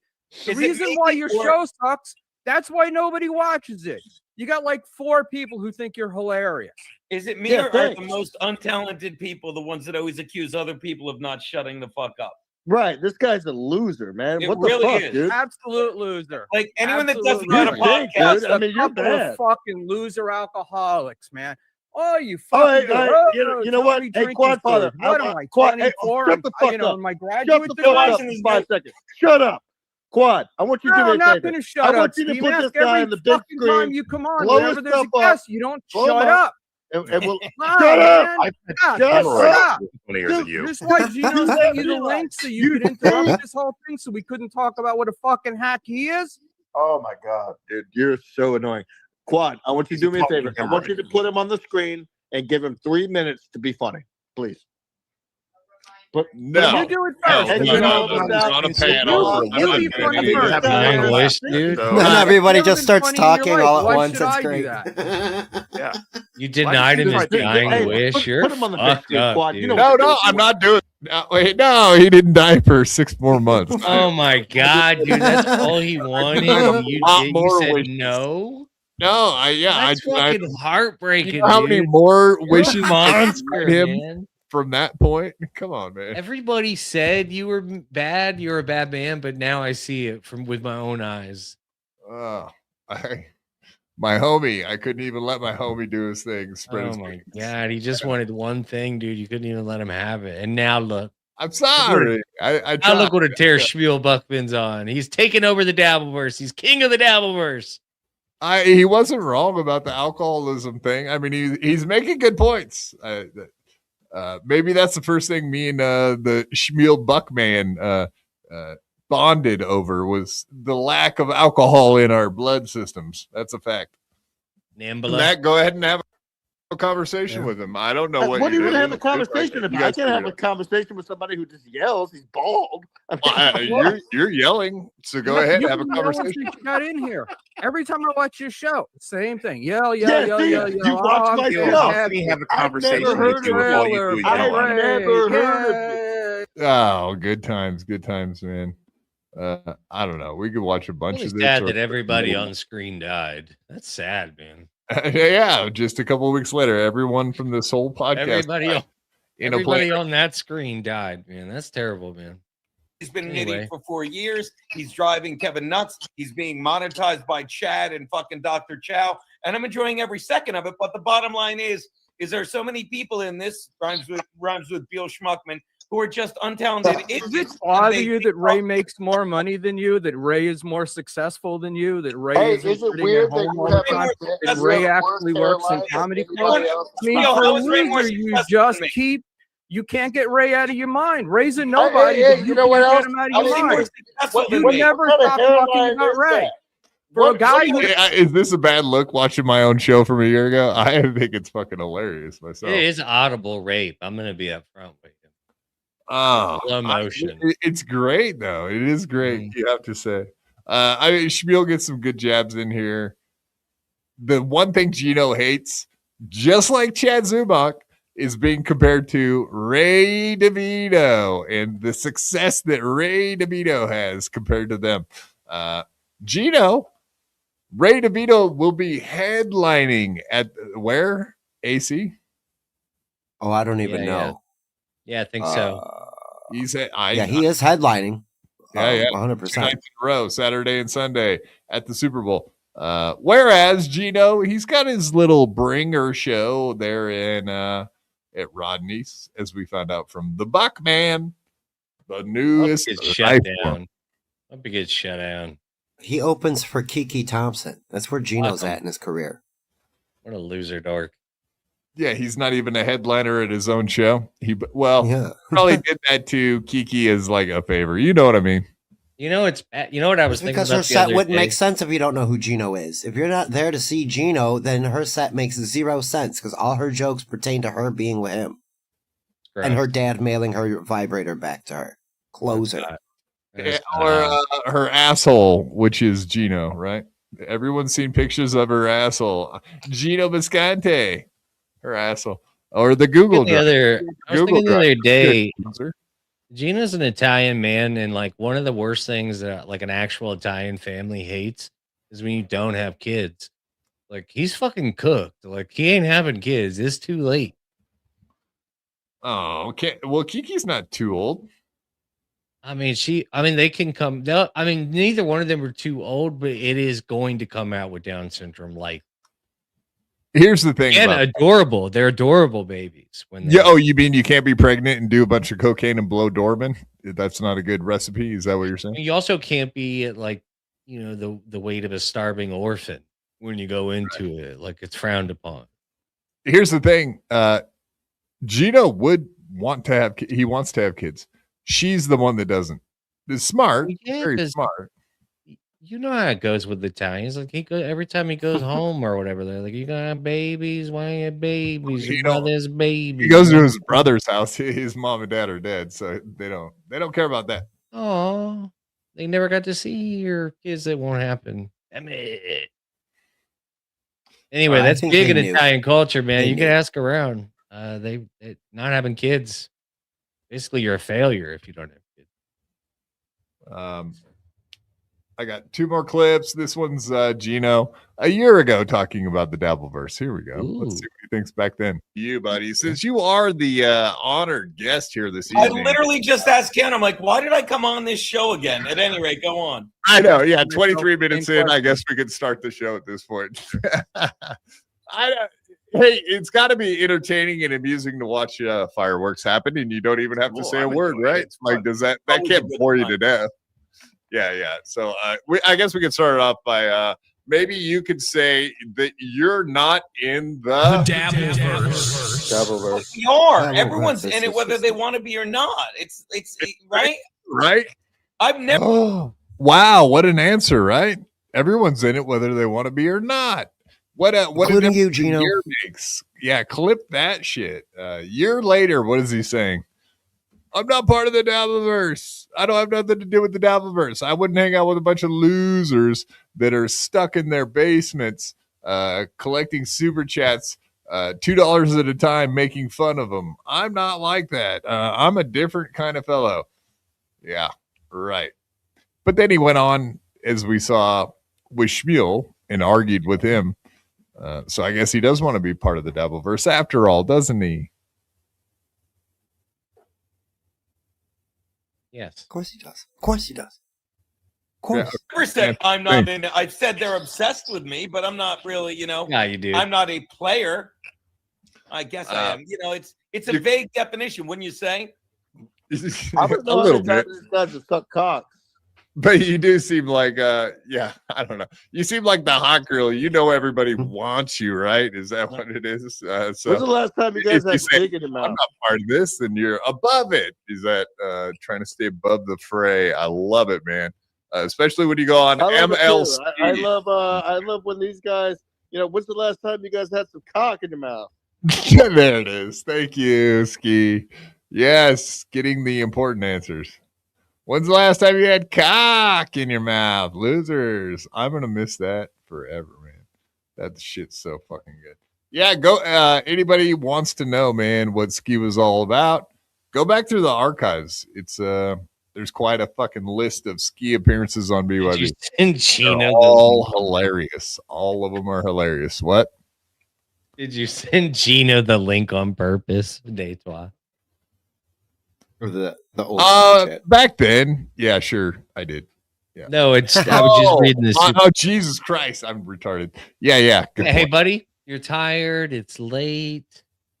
I'm not tired. Probably something I'm actually burning not near your tired. home because you Rips live in on a me and liberal Honk for being shithole. too high. God, man, this guy I'm can't even feeling get it. good, man. I'm feeling good tonight. I'm babe. just waiting out. I'm making funny. Yeah, man. He's older. Oh, He's that's what I was older. gonna say. Stupid. Dan, $2. Gino, how's resume looking? I hear Amazon is hiring. He should have Chat $2 GPT do that. It's very poorly Love you, done. Dan. How apostrophe S is. Oh, how's okay? Go on.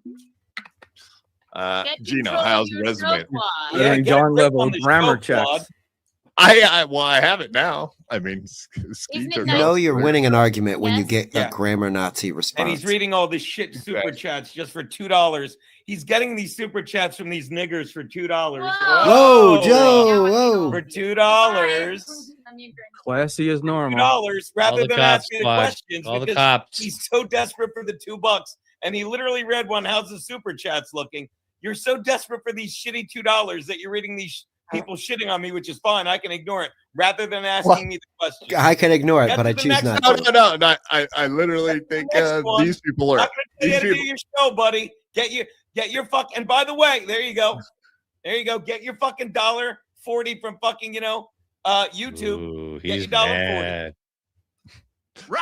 I know. I was saying this is, I think, the last Gino appearance ever on BYB, and this is what he was getting pissed off about: is that all the super chats were just there to make fun of him. I guess people don't have access to him on his show, and that probably pissed him off because I was reading the super chats. You know what I mean? Yeah, that's what you're people had supposed to. access. That's what you're supposed to do. The problem is Gino doesn't realize that he's a fucking loser. And so when people are like, Loser, hey, you're a Gino. loser, he's like, no, I'm not. And he is. Yeah, he's what's above weird. us. No, that's the whole thing. Like this dynamic where he was getting pissed off at me for reading super chats. Is like, what do you go on? That's why I said you go on MLC. What the fuck are you talking about? Like, dude, you go on that show, which like destroys your old lady every time she's on there, and she made good money last year doing that. Like I really don't understand. He big dogged you out of the gate, basically going, yeah, I'm on your little show or whatever. I was like, oh. He does that to everybody. What are you talking about, man? Check it out. Him and his 14 live The viewers. only person he doesn't do that to is fucking Kevin, because Kevin will just fucking Kevin's above him and he knows it. That's a fact. This is the dynamic. Gino's always said, like, I'm a disgruntled in hot water fan, right? Yes. Yeah. No, Your label is. no, you started to be a shitty friend and a prick. At first, he didn't care what people said on super chats. Once he lost like his everything and it started sucking, and everybody was making fun of him. Then all of a sudden, he had this new attitude where he'd come on the show, and now reading the super chats to him while he was there is a problem, even though everybody wanted to, take shots at him. But he started having this like superiority complex and the fucking super chats. That's where the whole thing started falling apart with Gino and BYB, or me specifically. And Keanu started acting like that shit too. She didn't want to come on because she knew I would read the super chats. Yeah, I mean, they do it to themselves. I mean, it's like, hello, you suck. Like, obviously, every time you pop up, people are going to be like, aha, you suck. And it's like, oh, man, these people are so mean. Well, that's Maybe always tomorrow it. they That's won't always be. going to be it. Is the reaction. That's all they're there to do, is provoke you to get a reaction. The more you react, the more provocations come in your way. He can't not react. For somebody who likes to drop the N-word a whole lot, he sure does act like one. I do His like picture, that stupid. snake, buddy. Yeah, I like this. Oh, You made that? Well, AI made it, but yeah.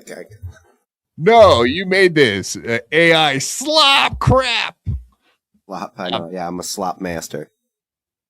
What? Why is he 70 inches tall? I just want to ask you that.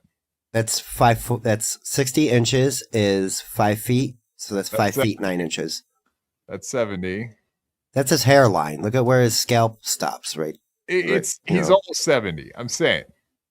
Yeah. 5'10". Is he shorter than 5'10"? I don't know. I'm 5'10". He's like 5'5" or some shit. He's short. Oh, is he? Okay. Next time I'll change it. Yeah. All right, man. Don't let him do that to your art, dude. It's shit. My art. Yes, my art. AI slop. Wasting. I mean, this is why I always end up regretting doing your show, because you're like, let's talk about Kevin Brennan. We fucking had Ski Mask yell for 20 Second minutes. or third time We had he said Shmuel that, talk by like the the way. fucking idiot that he is. Now you're reading these super chats that are worthless, but they're super chats. Go on. Daytwas was good with the hen house. Go on. You got me for 8 more minutes. Kobe in there, you Clown. should've Ski Mask is out of there, there you than should've Gino. the Who'd button. have thought? Mark Sloan, $2. The biggest thing under Ski's belt are his pubes. Facts. Pubes? Well, he might have a pub down there, but it's probably pubes. Pubs. But you just see how Ski Louis Look at- J. look at Gomez Gino. claims you stole his cigarettes. Checked out. Totally checked out. That was a question for what a bitch, huh? Ski Mask, and he's not here. Sorry, Johnny Chopsticks. Thank you for the $2 anyway. Coach, $2. Gino, are you ready to satisfy at the Toes trial? Testify. At the Toast Trial. Now watch. I'll take this shit super chat Karmic to point out learned a how to moment smoke. on Kevin Brennan's show, because we'll never get to it, when he actually admitted yet again I was right, because no one is testifying at the trial. I was like, why did you talk to the cops? Because they called me repeatedly. And every fucking faggot in the Dabbleverse is like, just lie to the cops. No, I'm not lying to cops or people I know nothing about, and I'm not going out there. And it's a nothing burger, and it's the guy that pled guilty today because every one of his options fell apart because he was trying to fucking discredit Aaron as a witness with the revenge porn, which is most likely going away. But again, Wrong. again, So you're- this shit. Gino, that Gino, I've known you so long, I come on to talk about, and you're reading these faggoty fucking super chats. Gino, What? can I ask you a question, Gino? Hey, watch this. You've been Yes, you've but been you've been Did you listen? you've been never answered claiming my other guys question. have been hitting women. Never answered my right? other You're question. claiming You- guys hit He's doing- women. You've been All slamming. right. Anyway, good job on you, Shmuel. That shit's hilarious, man. I do He like was that. sticking it to him for the Dixon thing. Hit that like button, you cowards. That's right. And also, yeah, all the links are pinned at the top of the chat. Quad is 3'9", correct. I always tell people I'm 4 foot tall. They're like, "How tall are you?" 4 foot. Bingo, got them. We got a little bit of an intermission, and I think it would be time to possibly play our January appreciation video that I made for all of the executive producers and whatnot, everybody that helped us out in the month of January. It's time to give you guys a shout out. So thank you all very much for helping support this channel. And here you go.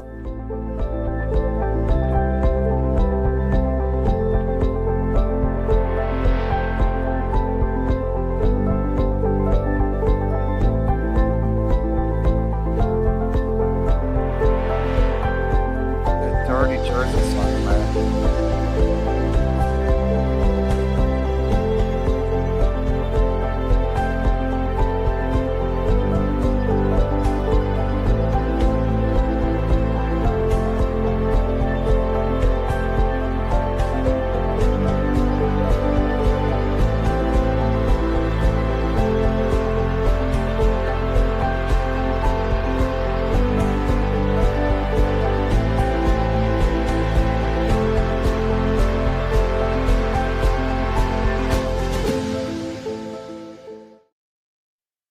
Oh, very Yeah, nice squad. baby. Yeah, thank you everybody for helping out, support us, etc. Yes, indeed. Let's get right back into it. We got plenty of Shmuel talk. I he kind of ruled the airwaves this week, so let's just continue with that. I did think it's fucking amazing that Mersh did admit. You guys remember that whole his live journal? You remember Pot Awful came up with that recently? How embarrassing all that shit was. Apparently, that is a real thing. He did admit to it, so they did catch him admitting to it. So stupid, dude. Why admit to it? Just ignore. It's embarrassing. Indeed, you're correct, Jamo. Dildo, this Mersh. He's so dumb. How did anyone in the Dabbleverse fall for this fucking knucklehead? He came in, he didn't really make waves, and then just started saying, "Oh, I came in, I do this, and everybody just crumbles. They fall away. All my enemies get wrecked." And it's like, you actually did nothing. The one thing he did do was get Scarlet hit. That's about it, right? I mean, I've never seen somebody that can make you like chuckle and then also cringe you the fuck out all within like a 5-minute span. And you're like, what did I just go through? What did I just go through? Because he shows glimpses of having the same or similar sense of humor as I do. But then he shows like an inability to let shit go or move on or handle criticism and you're like, what is this? Well, like they say, like Karmic, he's fine when he's doing his show behind his mic on his own.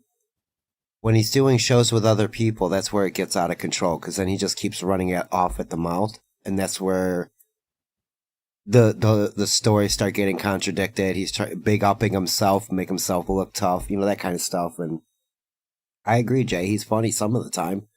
It's a 50-50 with Mersh. Sometimes it's 60-40. Once you get grossed out by him, it's like you're like, I can't go back now.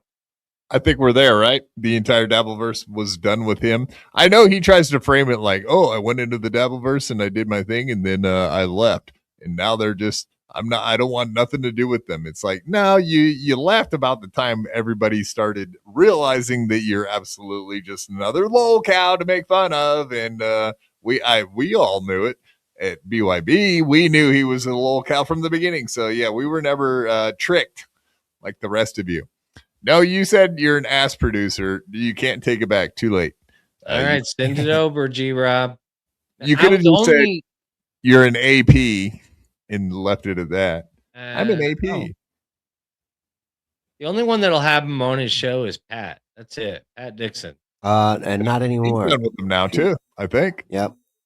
Well, again, Mersh starts getting high on his horse and talking to people like they're stupid, and nobody wants to hear that or be tolerating that. So Mersh is the guy you like invite over to your house, like, and within like 10 minutes he's digging through your shit. You're like, what the fuck are you doing? Well, I'm just making myself at home, like you said. It's like, the fuck? No social awareness. He's retarded. What can you do? But yeah, I mean, the whole thing, him trying to act like he's the cool guy, that was a pathetic act. Not the cool guy. We all know it. Fake cool guy, radio guy. But once you see him wobbling down the street, you see what he really is. He's wearing sunglasses. He's cool. That's how you know. That's a fact. But yeah, I mean, he came in. He was hot as a pistol there for a minute, I guess. And the whole Chad helped him out more than anybody going to his house and making that whole thing happen. Because about the time I think people were starting to get sick of him, the shit started happening that helped him out. So the Dabbleverse helped the fucking lolcow instead of doing the opposite, just realizing what he was and getting rid of the motherfucker. Much like a sassy bitch. I mean, that's his problem. He's gonna be a little sassy bitch. Nobody wants him back. So now he's burnt every bridge to the ground. He's got nowhere to go. Well, that's it. Just it. It's some of the fights that he picked were nonsensical and against other. Yeah, like, that's the one. The two things he went up against Haley on. The first one was putting the credit card debt with Pat Dixon behind a paywall. Like, what a stupid argument. Yeah. It's literally a $3 membership. Shut the fuck up. And I guess Mersh was annoyed because he had to pay $3, or he didn't pay for it. Oh, and yeah. That was it. He just didn't want to pay for it. And Hunchosaurus voice. Like, what? That was number 2. Like, why can't you both just have Hunchosaurus voices and shut the fuck up? Like, everybody else shares all the voices on voice. Like, I got Stevie Lou and Joey and Stuttering John and Kevin Brennan. Like, those, a ton of shows have those voices. Joey C. Like, they're all sharing the voices. Like, he made it sound like he invented Hunchosaurus. The motherfucker stole that from Karmic X. Like, literally everybody stole that. I mean, it's, who cares? It's a fucking a Hunchosaurus. Like, what? Yeah, it's so niche and only gonna have so much life in it anyway. It's not like it's a fucking evergreen. It's not gonna be a classic voice that everybody's gonna use over and over. Oh, the Hunchosaurus. It's Not just even that fun funny. to have. Yeah, that's it. It was for a joke, and then now the joke's over. I forgot to tell Mersh it was a joke because he took it very that's just- seriously. And what Dan was saying, and like, who has thin skin? Well, here's another one. Merch does kind of have a bit with certain things. It seems like, it's not everything. I can call him a fat dumb fucker. He doesn't care. But let me criticize his mic placement or something. It'd be like, you don't know how to do it. You know what I mean? Like, he'll pop off on some weird shit. So, is it by design? I don't know. No, I don't think so. I think he's a spaz. Just like everybody else here. Spurg, you're just a weird parasocial weirdo, man. That's the thing about these communities. You go in there and then you look That around. was another one. And say, oh, look at all these weirdos with their weird parasocial relationships with each other. And the Dabbleverse is very distinct and only like itself. There is no other community like it anywhere on the internet. I'm going to go hang out with these comic skate guys now. They seem real cool. I'm going to go hang out with Ethan Van Skyba now. In whatever, dude. Have at it, Why do I keep hearing that name? Go Who the hang fuck out is with that? Eric July. Have fun. Oh, Ripa, I know who that is. They're all in that fucking boomer Yeah. Okay. community. That he abandoned the Dabbleverse for some other boomer community that is. He's like, oh, the Dabbleverse is filled with AI slop and weirdos, boomer weirdos. Then he's gonna go hang out with the comics weirdos that make comic slop. Yeah, dude, I'm gonna tell you right now, comic book conventions and comic book people, that's a breeding ground for like sick fucking weirdos. I'm gonna tell you, gross, yuck. No, That's thanks. the top of the iceberg, and like it leads right down to that furry shit. When you get under, as soon as you start going down that, We probably have furries there at the comics events, Yeah, right? that's what I mean. They'll be that's part of the overlap, and then they'll be fuck Anime, that shit, man. That shit gets real sweaty real quick. Spurg, you probably have a bunch of tentacle porn in your fucking browser history, huh? No, Spurg's Not in into 20-something feeding. years. Yeah, Spurg's into feeders. Where you Yes. make the girls fat. What is Yeah. this? Where Tell me. they just feed the girl. They feed the girls and make them fatter and fatter and fatter. Oh, that's not good. Don't do that, folks. Like It's worse than bigger and drugs. bigger. Like they're That's on how a you keep regimen. them. You land a hot chick, and then you just start stuffing them, and then they get a Oh, big belly, and nobody wants them Sick anymore. shit, dude. But yeah, like No, there's you- like girls that are just online. Dudes are paying them to watch them eat. No, thank you. That's so funny. I just want an ASMR girl that can talk into my ear like she's talking into a microphone, you know? Just make weird noises. It's annoying. Yeah, I would hate that. I hate the ASMR stuff. Ugh. I never, no comprende. Fuck, I remember Nail when they clicking, first started, click. first started having those like the gamer streaming. It was like, what? You kids are watching gamers play games. Why don't you just play the game? Like, doesn't that make more sense?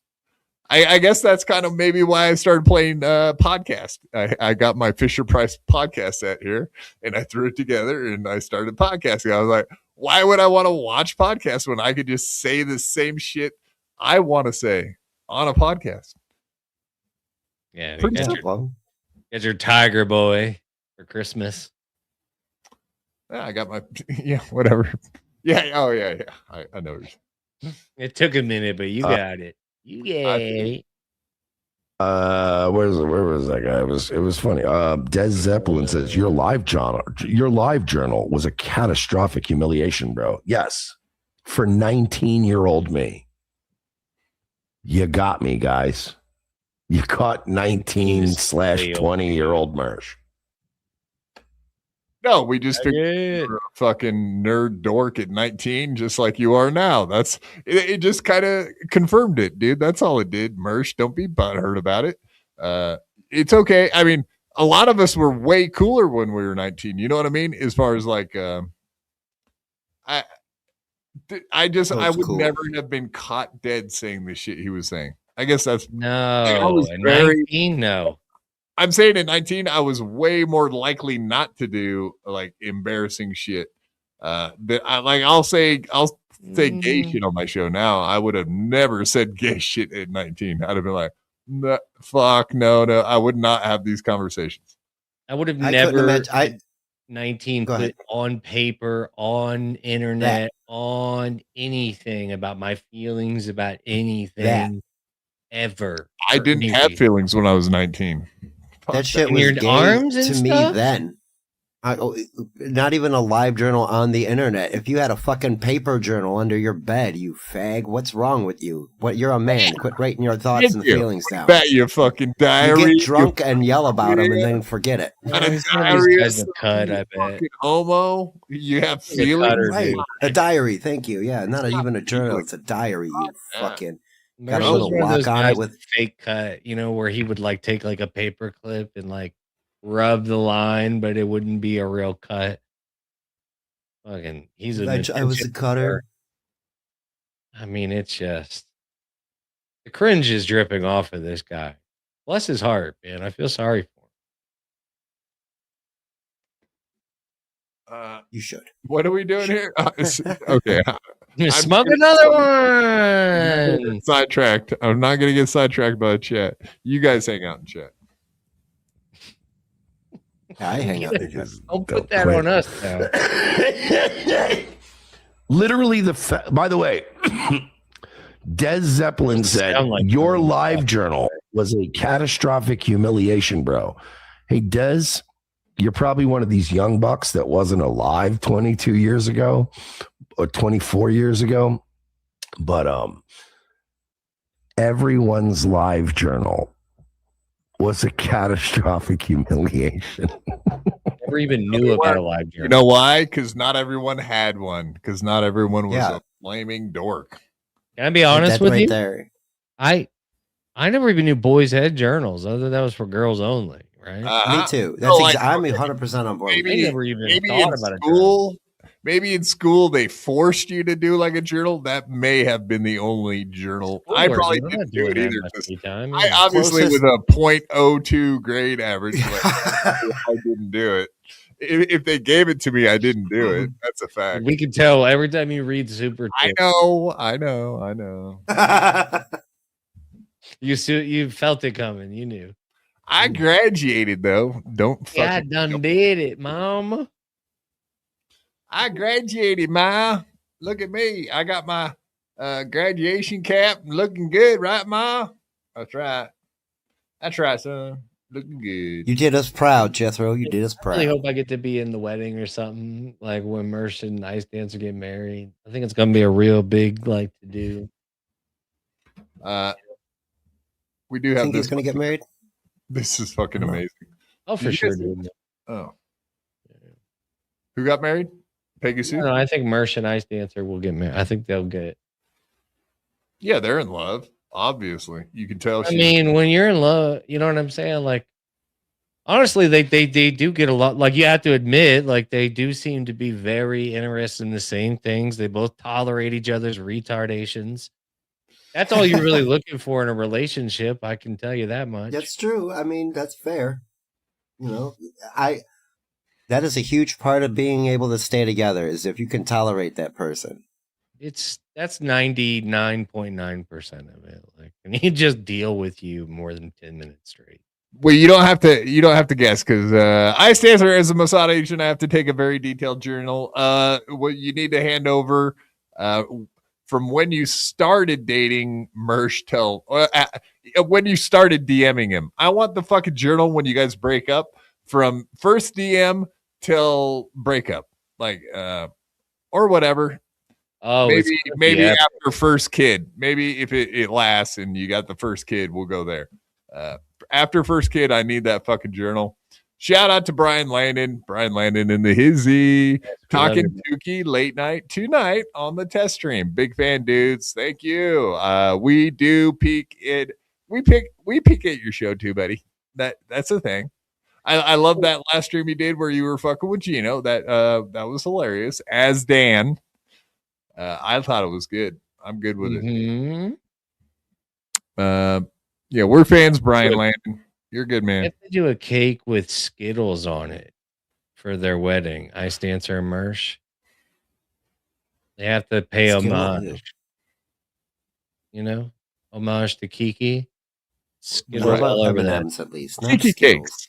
Kiki cakes. So disgusting. Kiki What cakes? a disgusting pig that lady is. Like I like Skittles too, but they don't belong on Chewy cake. in a cake? Ugh. Yeah, why would you want a chewy Not candy even a in a cake? confetti Taffy on a cake. cake.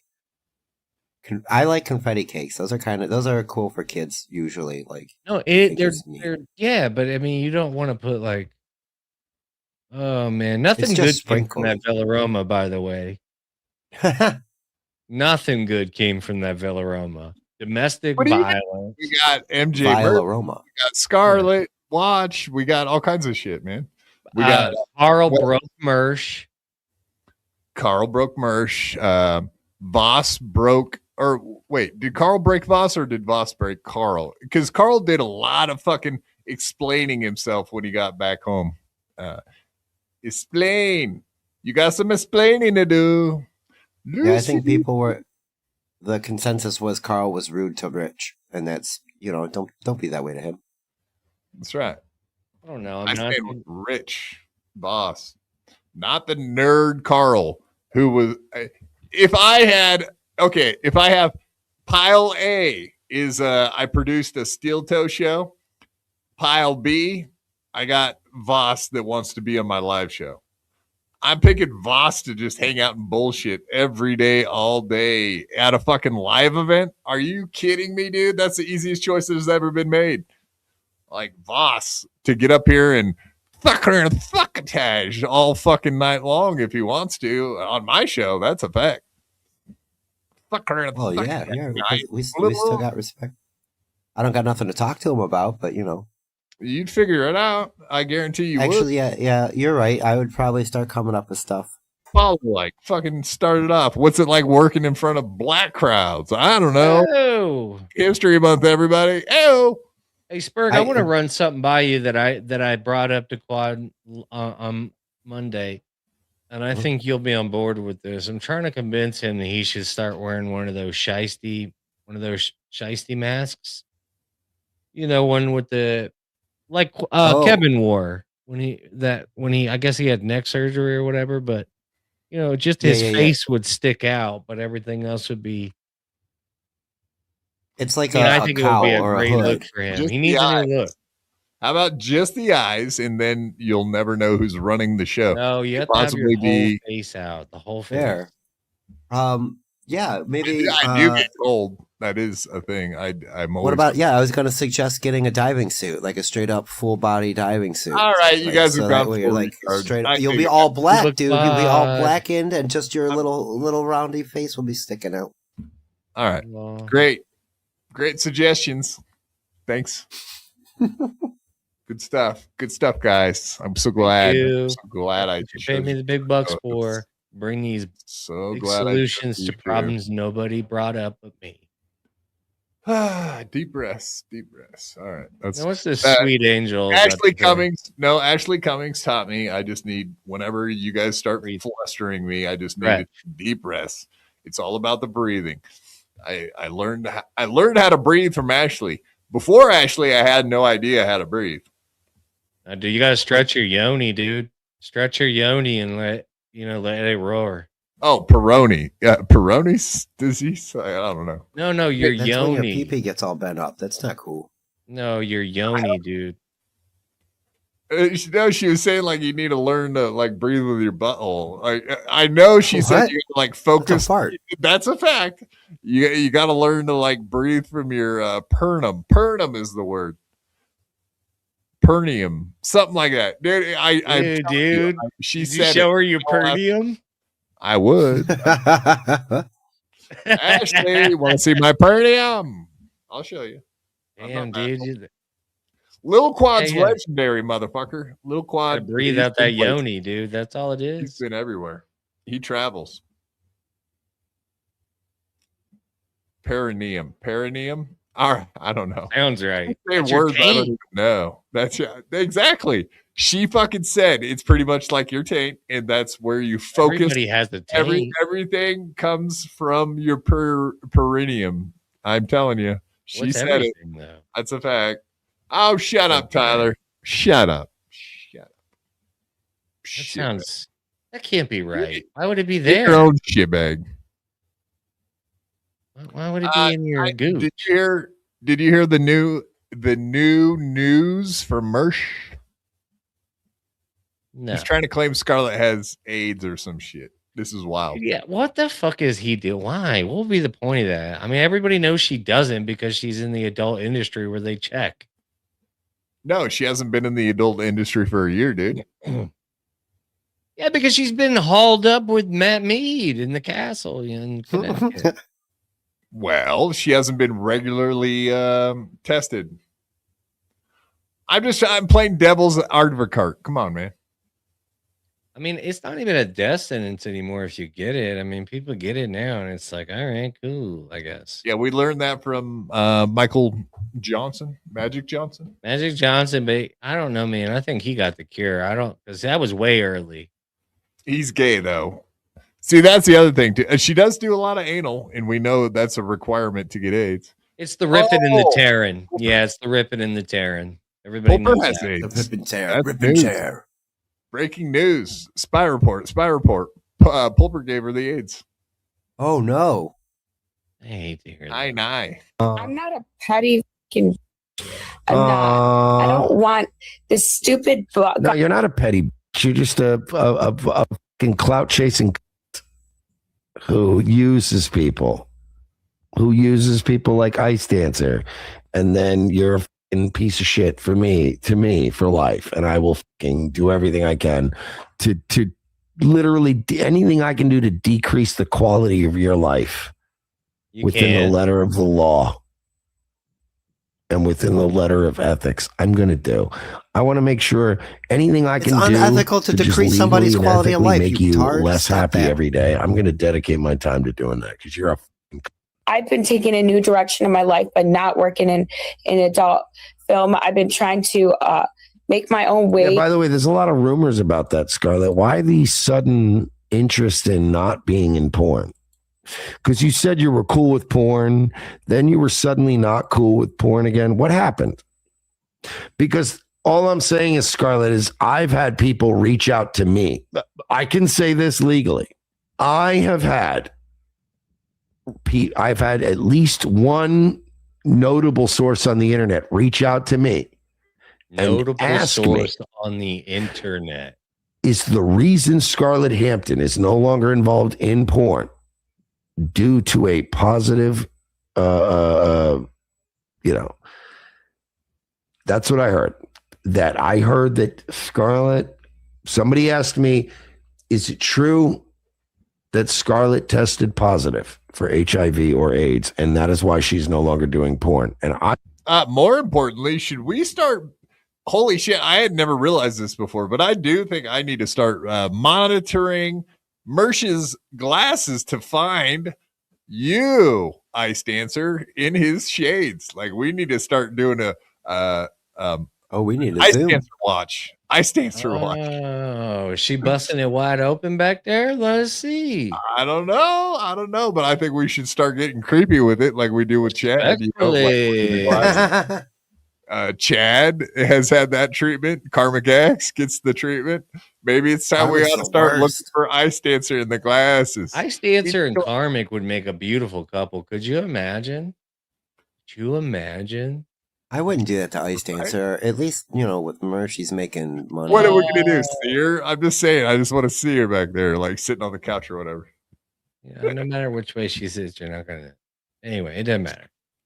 Well, we looked for Chad's girlfriend for how long? And there wasn't one. That's the point. Like, you'll never. Well, we might see Ice Dancer. Oh, you're saying Ice Dancer is not real. And Mersh is Ice Dancer the whole time. In the chat and everywhere else. Oh my God. Mersh ate Ethan Ralph's ass. That's what you're saying? Exactly. And got fucked by him too. Don't forget that part. You fooled us, man. You fooled us. He's a quick one. Damn it. Yeah, so anyway, he's running around saying she's got AIDS now. That's amazing. It's fucked up, man. And if it's true still, it's like, why? Like, what's the point of that? Like, why are you picking at this girl? Like, to my knowledge, like when he started freaking out, she didn't even say anything nasty about him or Ice Dancer.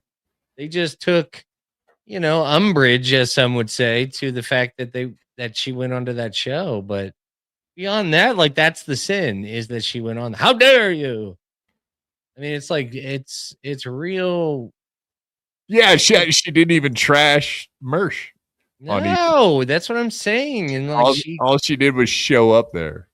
It's wild. That's insane, dude. I know I'm on the outs with Mersh because whatever. I befriended Pot Awful in the past. And same with Ethan Ralph. Not that you could be Pot Awful Jesse PS's friend. I don't think there is such a thing. I wouldn't. You can't trust them. You can't. No, I'm just saying, like, even with that, like, he's a scorpion. That's a fact. Aren't we all in some way a scorpion, though? No, I'm a snake. Spurg snake. Yeah, I got it. Got it. All right. What am I thinking? What a knucklehead. What a all right, let's get into Chad a little bit, and then I think we're probably calling it a night, man. You know who else was just in Godfrey was just in Chad. Godfrey was just in Chad. Did you guys know that? I have 0 Chad drops. Wow. You don't need him, dude. He's a kind of a audio drop machine. I think his are better visual because he's done a lot of stupid shit like the cocksucking thing with the Shuli thing. Yeah, that's a good one. And I just, as I'm making fun of him for doing hated that. Oh my God, I fucking hated that. Retard. That was that made me literally I stopped. I couldn't watch. Like I was like, oh, I'll check this out. It made the show 100% unwatchable. I was like, that point, even if you were trying to miserable. They had hit that fucking 30-second drop after each one. Like dude played 4 sound drops or something consecutively while everybody was doing the. I would never do that. Emotion. Don't even ask. All right, not for free. You guys be nice to Ice Dancer in the chat. I see what you're doing there. Don't pick on her. We love her here. She's welcome here. Mersh is not. The only one of you. We're just teasing. We're not. She is a real person. We know it's not Mersh calling. It's not like Chad's girlfriend. It's not like that. That was the point. Ice Dancer just likes to smile and laugh. Leave her alone. She's not hurting anybody's feelings. She knows. Like we are. Or trying to. Right. We do that. She knows we're sweet boys. Yeah, we're lovely little boys. And we're always really nice to the girls in chat. You know what I'm saying? Yeah. Yeah, we're real nice. Yeah, so far, so good. Isaac Walmart. This has been a merch-free zone for quite some time. Ever since we ambushed him. Very meanly, might I add. Very uncalled for, right, guys? Yeah, you got me in trouble. I didn't even do anything to him. I'm in trouble by proxy. That. Yeah. Association. You're in trouble by association. That's how it works, though. Choose your friends wisely, J-Mo. They always say that. You didn't do that. You should have maybe thought about that before you joined. I'm supposed to bring your head on a pike, but instead I chose to allow you to live. I spared you.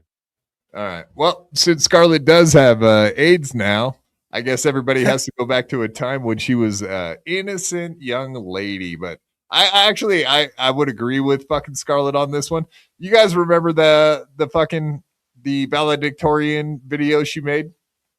Yes, I remember seeing it on Reddit or whatever. Yeah, like it came through my feed. Reddit. We stayed the fuck away from it because we have a little bit of fucking a modicum of fucking respect, self-respect around here, respect for others, respect for fucking for 17-year-old girls. Yeah, that's something you should protect. But yeah, did you guys see WATP watch the video? Is that true? I didn't. They went live late today, so I didn't watch any WATP. No, not today, like recently. Recently? Then I didn't see it because I don't. Yeah, because this would have been this. Yeah, this is the third. That was yesterday morning. So no, she wasn't complaining about it yesterday morning. All right, Scarlett Hampton. I was 17 in the clip. Who are these podcasts? Chad Zumach, explain yourself. How dare you monetize on my 17-year-old self? My entirety for your perverse commentary. Lock him up. But Chad defended himself down there. I didn't do nothing. Carl played it on his show, not me. I didn't know if you played that. I don't think he played it. I don't know that though. Huh. I'm curious at this point. It's kind of fucked up if he did that, but it is on the internet. It's on YouTube. Like it is. I talked to Abigail too. Chad, dude. Yeah, I talked to Abigail. I don't think that she would say that without having some sort of fucking on Abigail reason to. That's not an outright attack on Chad. You know what I mean? Like that actually had to. I trust Abigail's opinion on it. If she's saying it, I believe it. No, this is facts that Chad put the link okay. in on his Patreon. Yeah, that's right. Fact. Okay, got it. That is fact. I just don't know if WATP played he's it. Trying to be Weasley here by saying I didn't play anything. Yeah, that was Carl that played it on his show. But this buffoon fucking charged to get the link. Yeah, what a fucking asshole. There, we're getting to the point. Bingo. Sorry, money. He had it on his Patreon. Allegedly, WATP did the same thing, and if he did do that, it is kind of fucked up. I would agree with that. No kids, no family, right? Isn't that his rule? We didn't even get a chance to cover that Joey C was doxing. Well, you can ignore everyone. That's fine. Go ahead to Joey C. What are we doing with Joey C? Go ahead. Well, no, I was just going to mention because he was quote unquote doxing Karmic, right? But you know what he did? Did you see that? I'm sure you did, but yeah. Well, the reason why I say not just Karmic, but his parents and social security number apparently too. Right. What a fucking idiot. But anyway, it's like all like information. Mommy's Diddy. I think he was saying shit like that. It's information that we've all been sent already, like, but we didn't put it out. We passed on it. We're not putting shit out there. Yeah. No. Of course, we've seen everything about Karmics. It was all out there to find very easily. We're good. We're good on that. When he said the boat picture, I lost it. I was like, oh my God, I know exactly what boat picture he's talking about. Yep. And that's the thing, Jay. Like, for how long did you say it's just out there? It's just out there. Only recently did he clean that shit up, and that was because of Gilly, I'm sure. It didn't. You used to just I went be back able... and looked. It was. It ain't. It was still live. Yeah. After you said that, I went back and looked. It was probably just the way you searched it. Yeah, maybe. It was still public. That's the problem.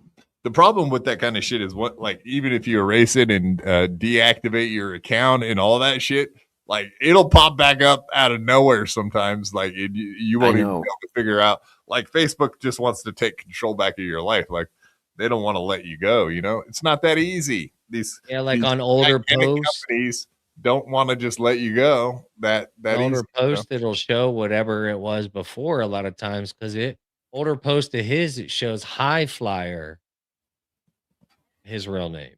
So I mean, yeah, that's so I it's know. like you can. It's I remember I begged him to take Garment, it down. you can run, but you That's what I can't mean. hide, boy. I said, take it down. Take You it down. think he would have? No. But there you go. You can see there. This is so Fine shit. It is kind of sad in the way that she's young and makes more sense, I guess. Life comes at you fast, folks. Don't do porn. Yeah, but as you can see there, Tim's Totality immediately just put it right back in his face. Don't share private or personal info. Boom. And that's private shit.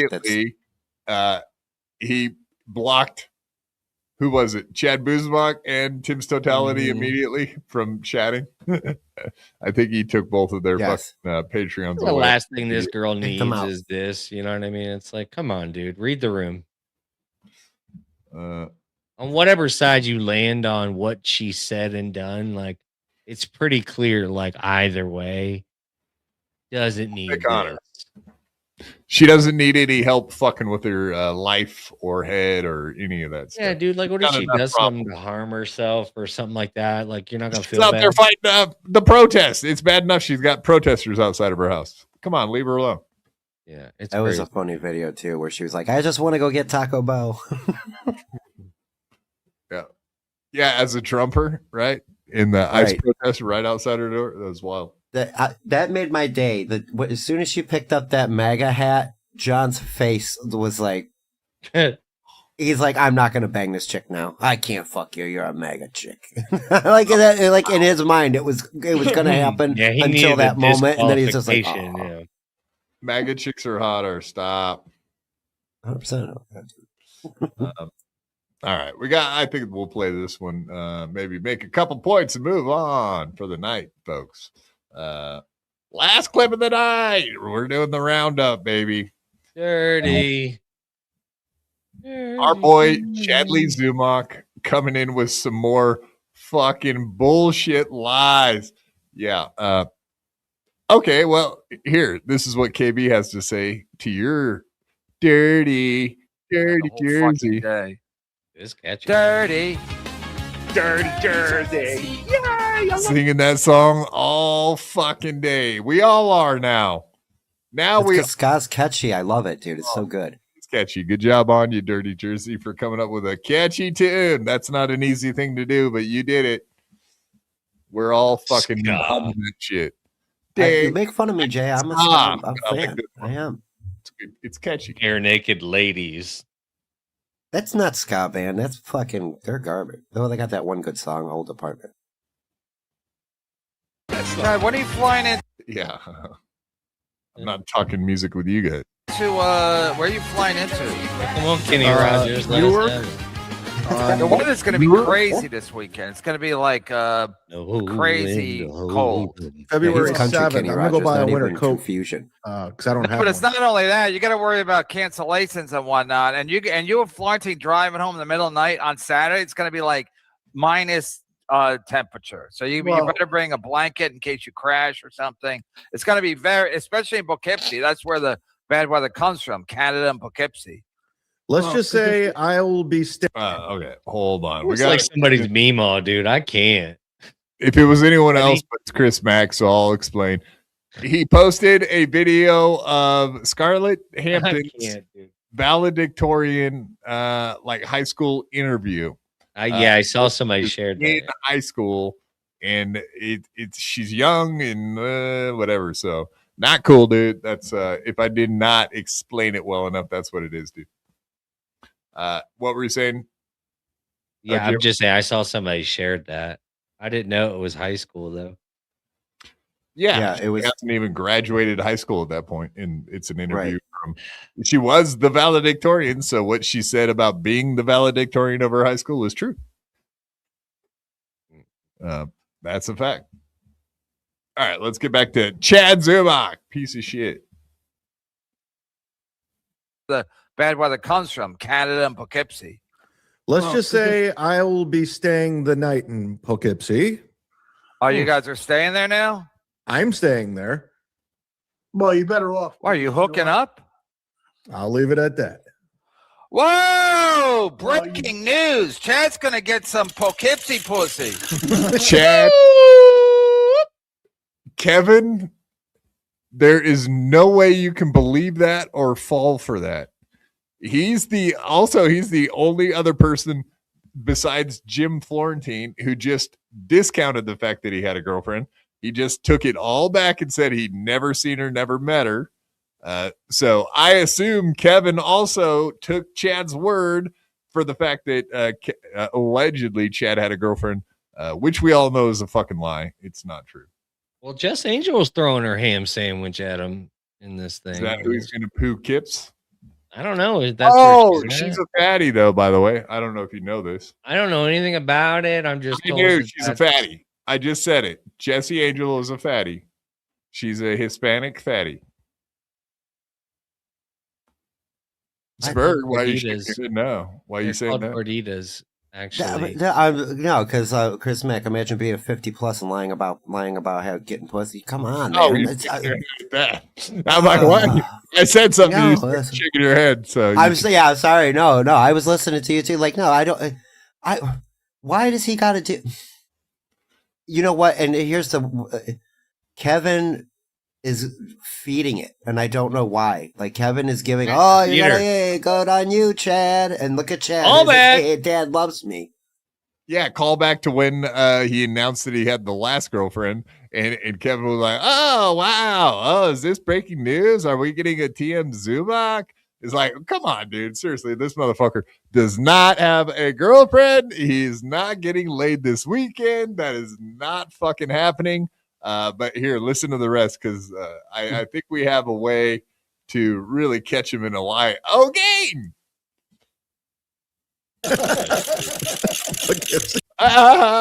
Let's all laugh and clap. Yay! You got a girlfriend allegedly again? So he's trying to clean up his image, right? Everyone knows he's a fucking liar about the girlfriend thing. No. He sat around. You know how Chad, he just sits around like inventing ideas, inventing ways to like make himself seem cool, even though he gets caught in every fucking lie. Like, quit lying, Chad. We catch you every time, dude. It's pathetic. Yeah. He's easy to catch. Well, here.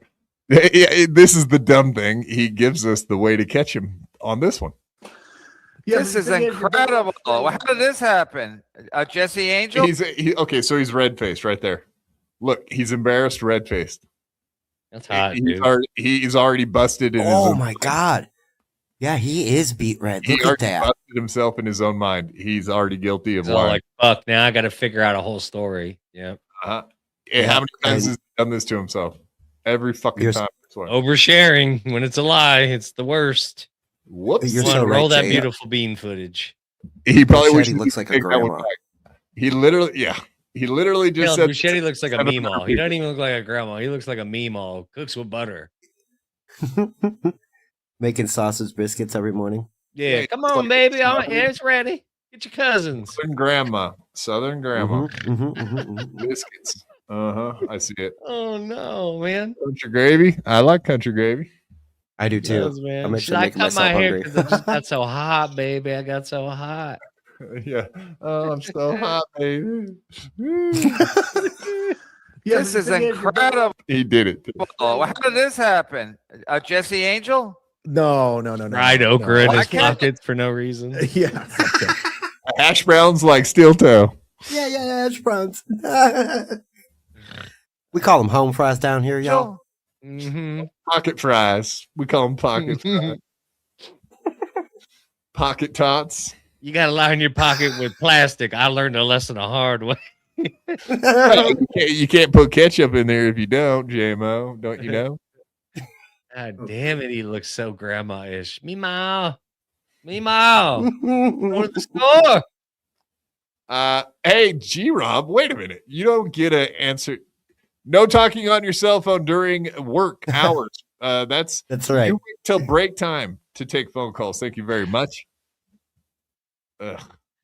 Yeah, well, she's ass producing, so these workers in 2026 are just. It's hard to find a good ass producer these days. Nah, yeah, you're telling me you're mouth to God's ears, JMO. Mm-hmm. No. Flat cat? Yeah, flat cat.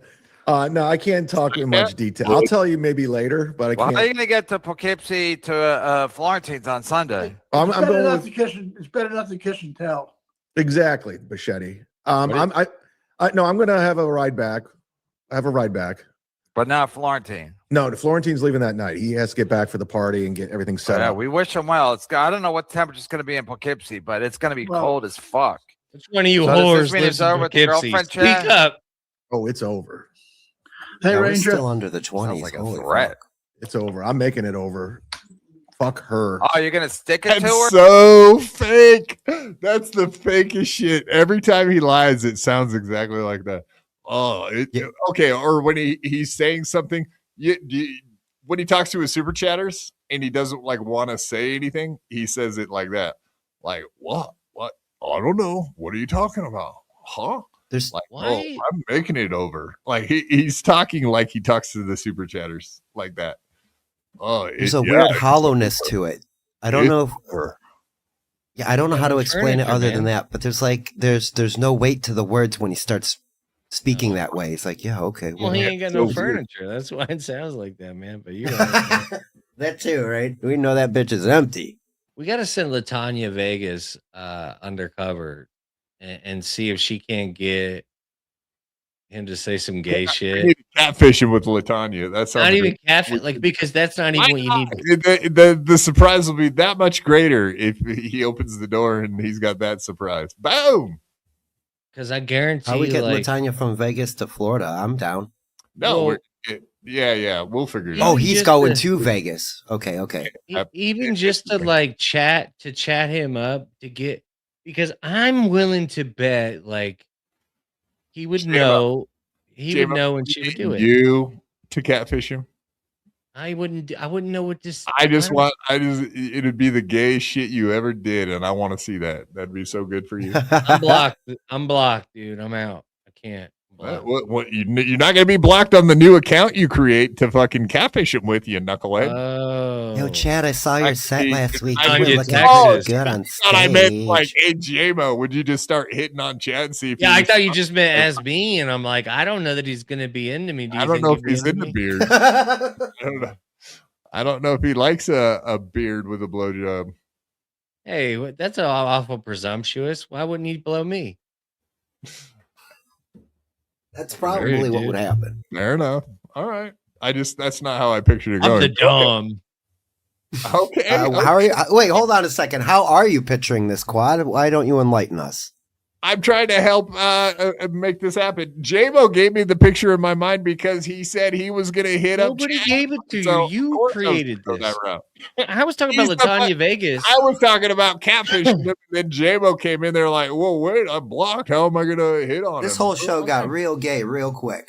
Just remember, you know what I recall? And I And my what I 19-year-old remember. self would not approve, Spurg Snake. That's what I'm talking about. All I remember is like blah blah blah, and love then it. Quad said that he would suck Chad, and All then right, it now was you're something. making up shit. You're How like, weird. like Chad. You're doing the Chad thing right now. Let's stop that. You just start making it up. Do the Chad thing on this show, on this This accusation. Reverend Rage, Chad out of the closet, MLC, biggest super chat ever. And out of the biggest super chat ever? Super Chad. It's a super Chad. Thank you. Super You Chat. misspelled it. It's a Chad, super Chad. Chad is not super. Closet, MLC, biggest super Chad. Okay, well, thank you, Reverend Rage, for the $2. Do appreciate it, sir. No, my point is he just got done saying that he's getting a ride back from Poughkeepsie to Florentine's house. He was saying he's staying the night with a lady friend, right? Put two and two together, he's getting a ride from his lady friend. Hello. Like when he leaves the club in Poughkeepsie, He will be getting into the vehicle of the girl or man, I'm assuming, at this point. What I'm saying is, Spurt, somebody needs to pay attention to what Chad's doing when he leaves Poughkeepsie. And hopefully Tommy Jordan will be there, and he could be our spy guy on the scene. I'm saying we need to have spies at Poughkeepsie. Yes, we do. I wonder. Can Tommy Jordan make it to Poughkeepsie? I'll say somebody send him a DM. That's a start. We'll get there. Yeah. It's what we need Tommy for. Tommy, this is your calling. You need to be out there in the field doing those IRL streams like you've been doing, man. You need to quit doing these 9-hour Insomniac streams. Get out there in the field. Make some news. Spy report. You can come up with your own TM Zumach style reporting system. I'm saying, man, it is. God gave you a gift, sir. A gift of getting in Gino's face and annoying him. I do like that Gino was like that Tommy Jordan guy. It was like, really? The guy that got in your face and said, we got a problem here? We got a problem? You want to get your ass whooped? I bet you like him. Telling you what to do, putting you in your place, don't you, Gino? Good shit. Hot shit. And by getting some Poughkeepsie pussy, huh? She's lucky I haven't aired out. I don't want to go down this road. She's just lucky. Let's just say that. What? She's just lucky. I could say a lot, but I'm not going to. You're better off keeping. Yeah, can you imagine? There is probably truth to that. If he did date someone and wanted to burn them, Chad would be that guy. You know what I mean? Yes. He is that kind of scumbag. He absolutely would burn a motherfucker or a lady, his girlfriend that never He would existed. immediately. He would start sentences with, you know what she did? And then start telling you shit. You know what I mean? Oh, you know what she did this one time? Blah, blah, blah, blah, blah, blah, blah. You know, like he would be letting out every little thing that bothered him throughout the whole relationship. For example? Yes. If he had a real girlfriend, we'd know the bitch's name by now. That's a fact. He's too good not to have put it out there. That's why she never was real, and we know it. And he admitted the whole Thanksgiving thing was a lie. Like he has admitted some of this shit, you know? So when you get a little part of it and you say, oh, this little part was the lie, that little part was the lie, it's like, no, the whole fucking thing was the lie, you lying sack of shit. Like yeah, this no is, kidding. This is a fucking figment of his imagination too. I'm sure of it. And you're welcome, by the way. You're welcome if you're watching, bitch. I'm sure she watches podcasts. Remember when he used to say she doesn't watch any of this? Has no idea what's going on. Isn't that the whole reason? Like, it was him going to Mersh's, like, oh, you're obsessed with this, and that was like the whole plot line that she was. Well, she doesn't watch it. That never happened, and he also had said she never watches any of this, and admitted she never saw that Mersh thing. Then had no idea about it. She admitted that. I can't even keep up with Chad's fucking storytelling. Yeah, I know. I pay way too much. Thank you. You're welcome. Cardiff and Boozmock. We pay way too much attention to this motherfucker. Tim's Totality. I got to throw him in there too. Tim's a good one. He's a good poker. I like him. Your language. I'm getting shadow banned. Chad, wait, she did something to you? I thought you did something to her. No, it's. It didn't work out, and now she did something to you. Yeah, I'm not happy. This is nuts. I'm sorry. I thought you were the culprit the whole time. Well, they wanted to think that way. They wanted to. Who's them? The internet? They wanted to frame it that way. Who's the police or the internet? I keep it vague, man. Keep it moving. Wow, NJ Ranger coming in with all the tough questions. Chad, make sure you pull it out of mommy. Oh, yeah, good. Jesus Christ. I mean, it's funny that they came in back to back like that. Mommy, you better not be banging Chad. I won't bang you at Hackamania if you do. She won't. She won't do that. Not Chad. It's bad enough. All the whatever I know about you now. So you better not be banging. I'm going to go next, right? I don't want to go second or third. Like, come on. I want to be next. JK, LOL. Just jokes. All good. G-Rob. Remember, for 2 years, it's G-Rob. It's our 2-year anniversary. Oh, I didn't even get you anything. The paper Give me your address. I'll send you a shirt. Oh, yeah. Flowers, chocolates. Oh, wait, you're taken. Damn. All the good ones are taken. I swear. You still send them. You're just not, it's not going anywhere. Aw. Yeah, 2 years. It's our special That's day. a long time. It's our special. Yeah, 2 years. It is a long time. I'm sorry I put you through all of this. Like, you're gonna look back someday and be like, "What the fuck? What the fuck was that? What am I doing with my life?" No, I appreciate it. I appreciate everybody. We love you more than a friend. You know that. That's a fact, Jack. Indeed. Come back Friday. We got a big one. Matt Mead will be on. And I know everybody really? loves Matt Mead from The Secret Show. So don't miss that one, folks. And I have zero plans to ambush him with Scarlett. I'm not doing that. I'm not putting her through that shit. So that was not a thought anywhere in my mind when it came to doing that. So, yeah, no ambushes this time. I don't like putting her through the trauma. I'm not that guy this time. I can only pull that trick so many, huh? I know ambushing only does work so many times. You're getting a rep for it. Put G-Rob's thing back up. Don't tell me what to do.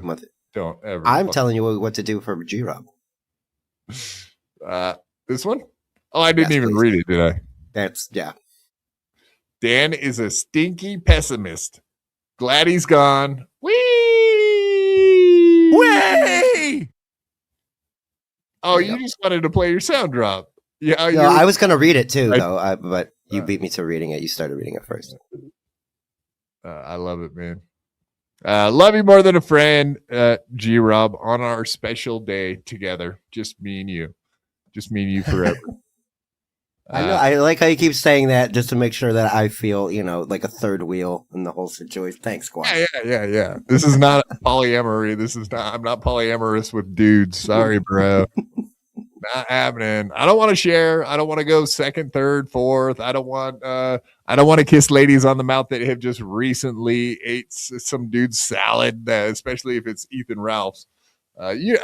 Go down the list of things I won't do. They're all on there. Trust me. Indeed. But yeah, thanks, Tim's Totality, $2. Sorry, was catching up on Z's public access show. I seen that. He posted that. Was it today or yesterday? Today, I think. He did the Tony Mazur dog shit show. It's so bad. Only because Tony's like the worst. Another guy. I don't have to go. Yeah, he wanted to get into radio, and he just he's Johnny Crutch level. Let's just say Johnny Crutch is above Tony Mazur in my mind. Whoa, that's a hot take right there. Hey, take it or leave it. Hot take it or leave it. Tim's Totality. Sorry, was catching up on Z's public access show. Thank you, Tim's Totality. I just got done saying you also are logging Chad in your mind, like some of us are. Someone's got to do it. We'll keep that motherfucker on the up and up, or we'll catch him in his lies. I guess that's a better way to say it. Tim's Totality, $2. I wasn't. Chad stinks. I wasn't. That's right. He wasn't watching anything. Chad stinks. Yeah, that's facts are facts, folks. Thank you, Tim. Coming in hot right here at the end. I do appreciate that, sir. Absolutely. Tim's Totality, $2. Tony and his awful, inane TV references are boring. Yeah, it's almost as bad as glowworms, right, Spurg? What a reference. You pulled that out of nowhere. I do it wasn't that far off, but still, that was like, what the hell where did that come from? I'll forgive you someday, JMO, for that reference. I mean, you're doing your thing. You're spreading your wings on BYB. You're trying out bits. Don't try out bits. They need to be tried, true, and relevant, motherfucker. From now on, keep up, or else. Thank you, Tim's Totality, Spurg. Where can people find you? What do you got going on? I know where Right down there. You know the banner. Sunday. What do I got going on? Nothing at the moment, except Friday. We'll be back here, and I'll be trying to shit talk Matt Mead. I got to do some research so I can yell at him, try to incite him, make him mad. Properly. Sunday members only back here. He's done a couple of like normal interviews now, I think. To the okay, I guess the one other thing, we'll bring it up on Friday as well. But yeah, he's been going back and forth with Ricada. Yes, that's right. He is looking to fight Ricada, and Nick has been shit talking him right back. Sweetheart, right there, you see it. Yeah. Well, certainly. Yeah. So time and place for what, sweetheart? Well, certainly not endangering children, because that would be at your house, and I already know where that is.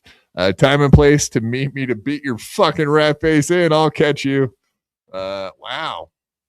Yeah, more threats from Matt Mead. People think he's unhinged. I think he's a comedian. I love it. Time and place for what? For an abortion a long time ago in an alley of Hager. What the fuck is going on? I like right there, that one. Stevie Lou was yelling about how you're a self-insert, blah, blah, blah. Look at him do the same fucking thing right here. Has nothing to do with Matt, has nothing to do with Nick. Inserts himself. I hate you, Stevie Neither Lou. of these tweets make any sense.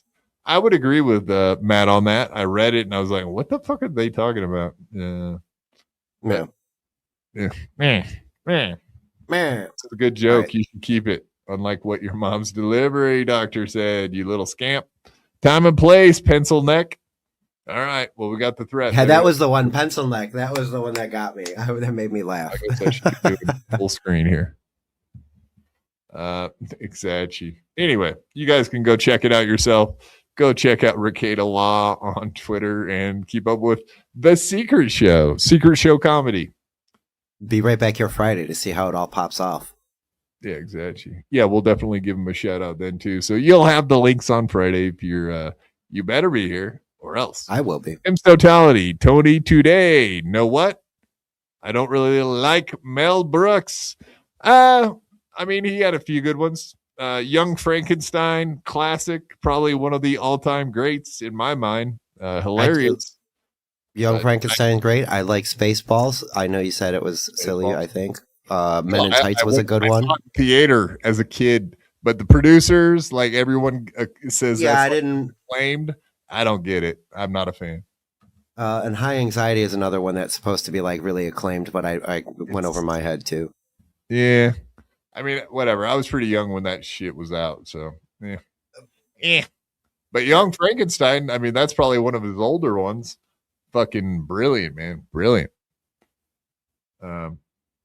Yeah, thank you, Tim's Totality, once again coming in with the $2 Tim. We're gonna have to call you that, Tim. $2 Tim. We got another contender. Yeah, you're gonna have to fight Dan for the $2 moniker, sir. Once again coming in hot. Oh yeah, let's get the hell out of here. Gosh, give yourself a shout out, big dog. Yeah, come follow me on YouTube at Spurgsnake. Some shit's going down. I've been gaming a lot more lately. And like, I'm going to plug the Fantasy Book Podcast on Tuesday mornings, but, follow me on Twitter. See where I'm at and where all my friends are going to be at. Oh, yeah. I'm going to hop right off of here, too, Quad. So, like right when you hit the outro. Yeah. Blah, blah, blah. No one's listening. You're my boy, man. I care. You're just talking. I don't know. What did he say? I don't even know. Blazing Saddle. Exactly. That's a good point. He's got a point with the Blazing Saddles one. Yeah, that's another good one.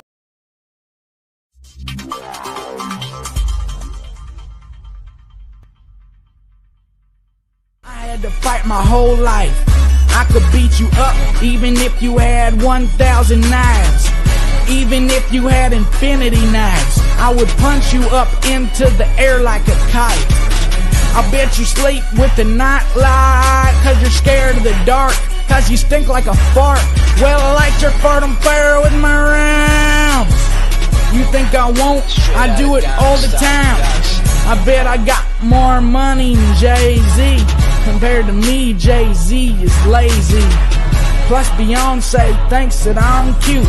It's okay, Beyonce, I think you're cute too. I made out with so many girls, made out with every girl in the world. I might look small, but I'm not. I don't care if you're big, I'll fight you. Well, I do know that I am the baddest of them all. If you ain't about money, then I don't mess with y'all. Y'all think I don't get girls, cause I ain't very tall. If she see my stats, I bet you that she calls. Cause I am the baddest of them all. If you ain't about money, then I don't mess with y'all. Y'all think I don't get girls, cause I ain't very tall. If she see my stacks, I bet you that she calls.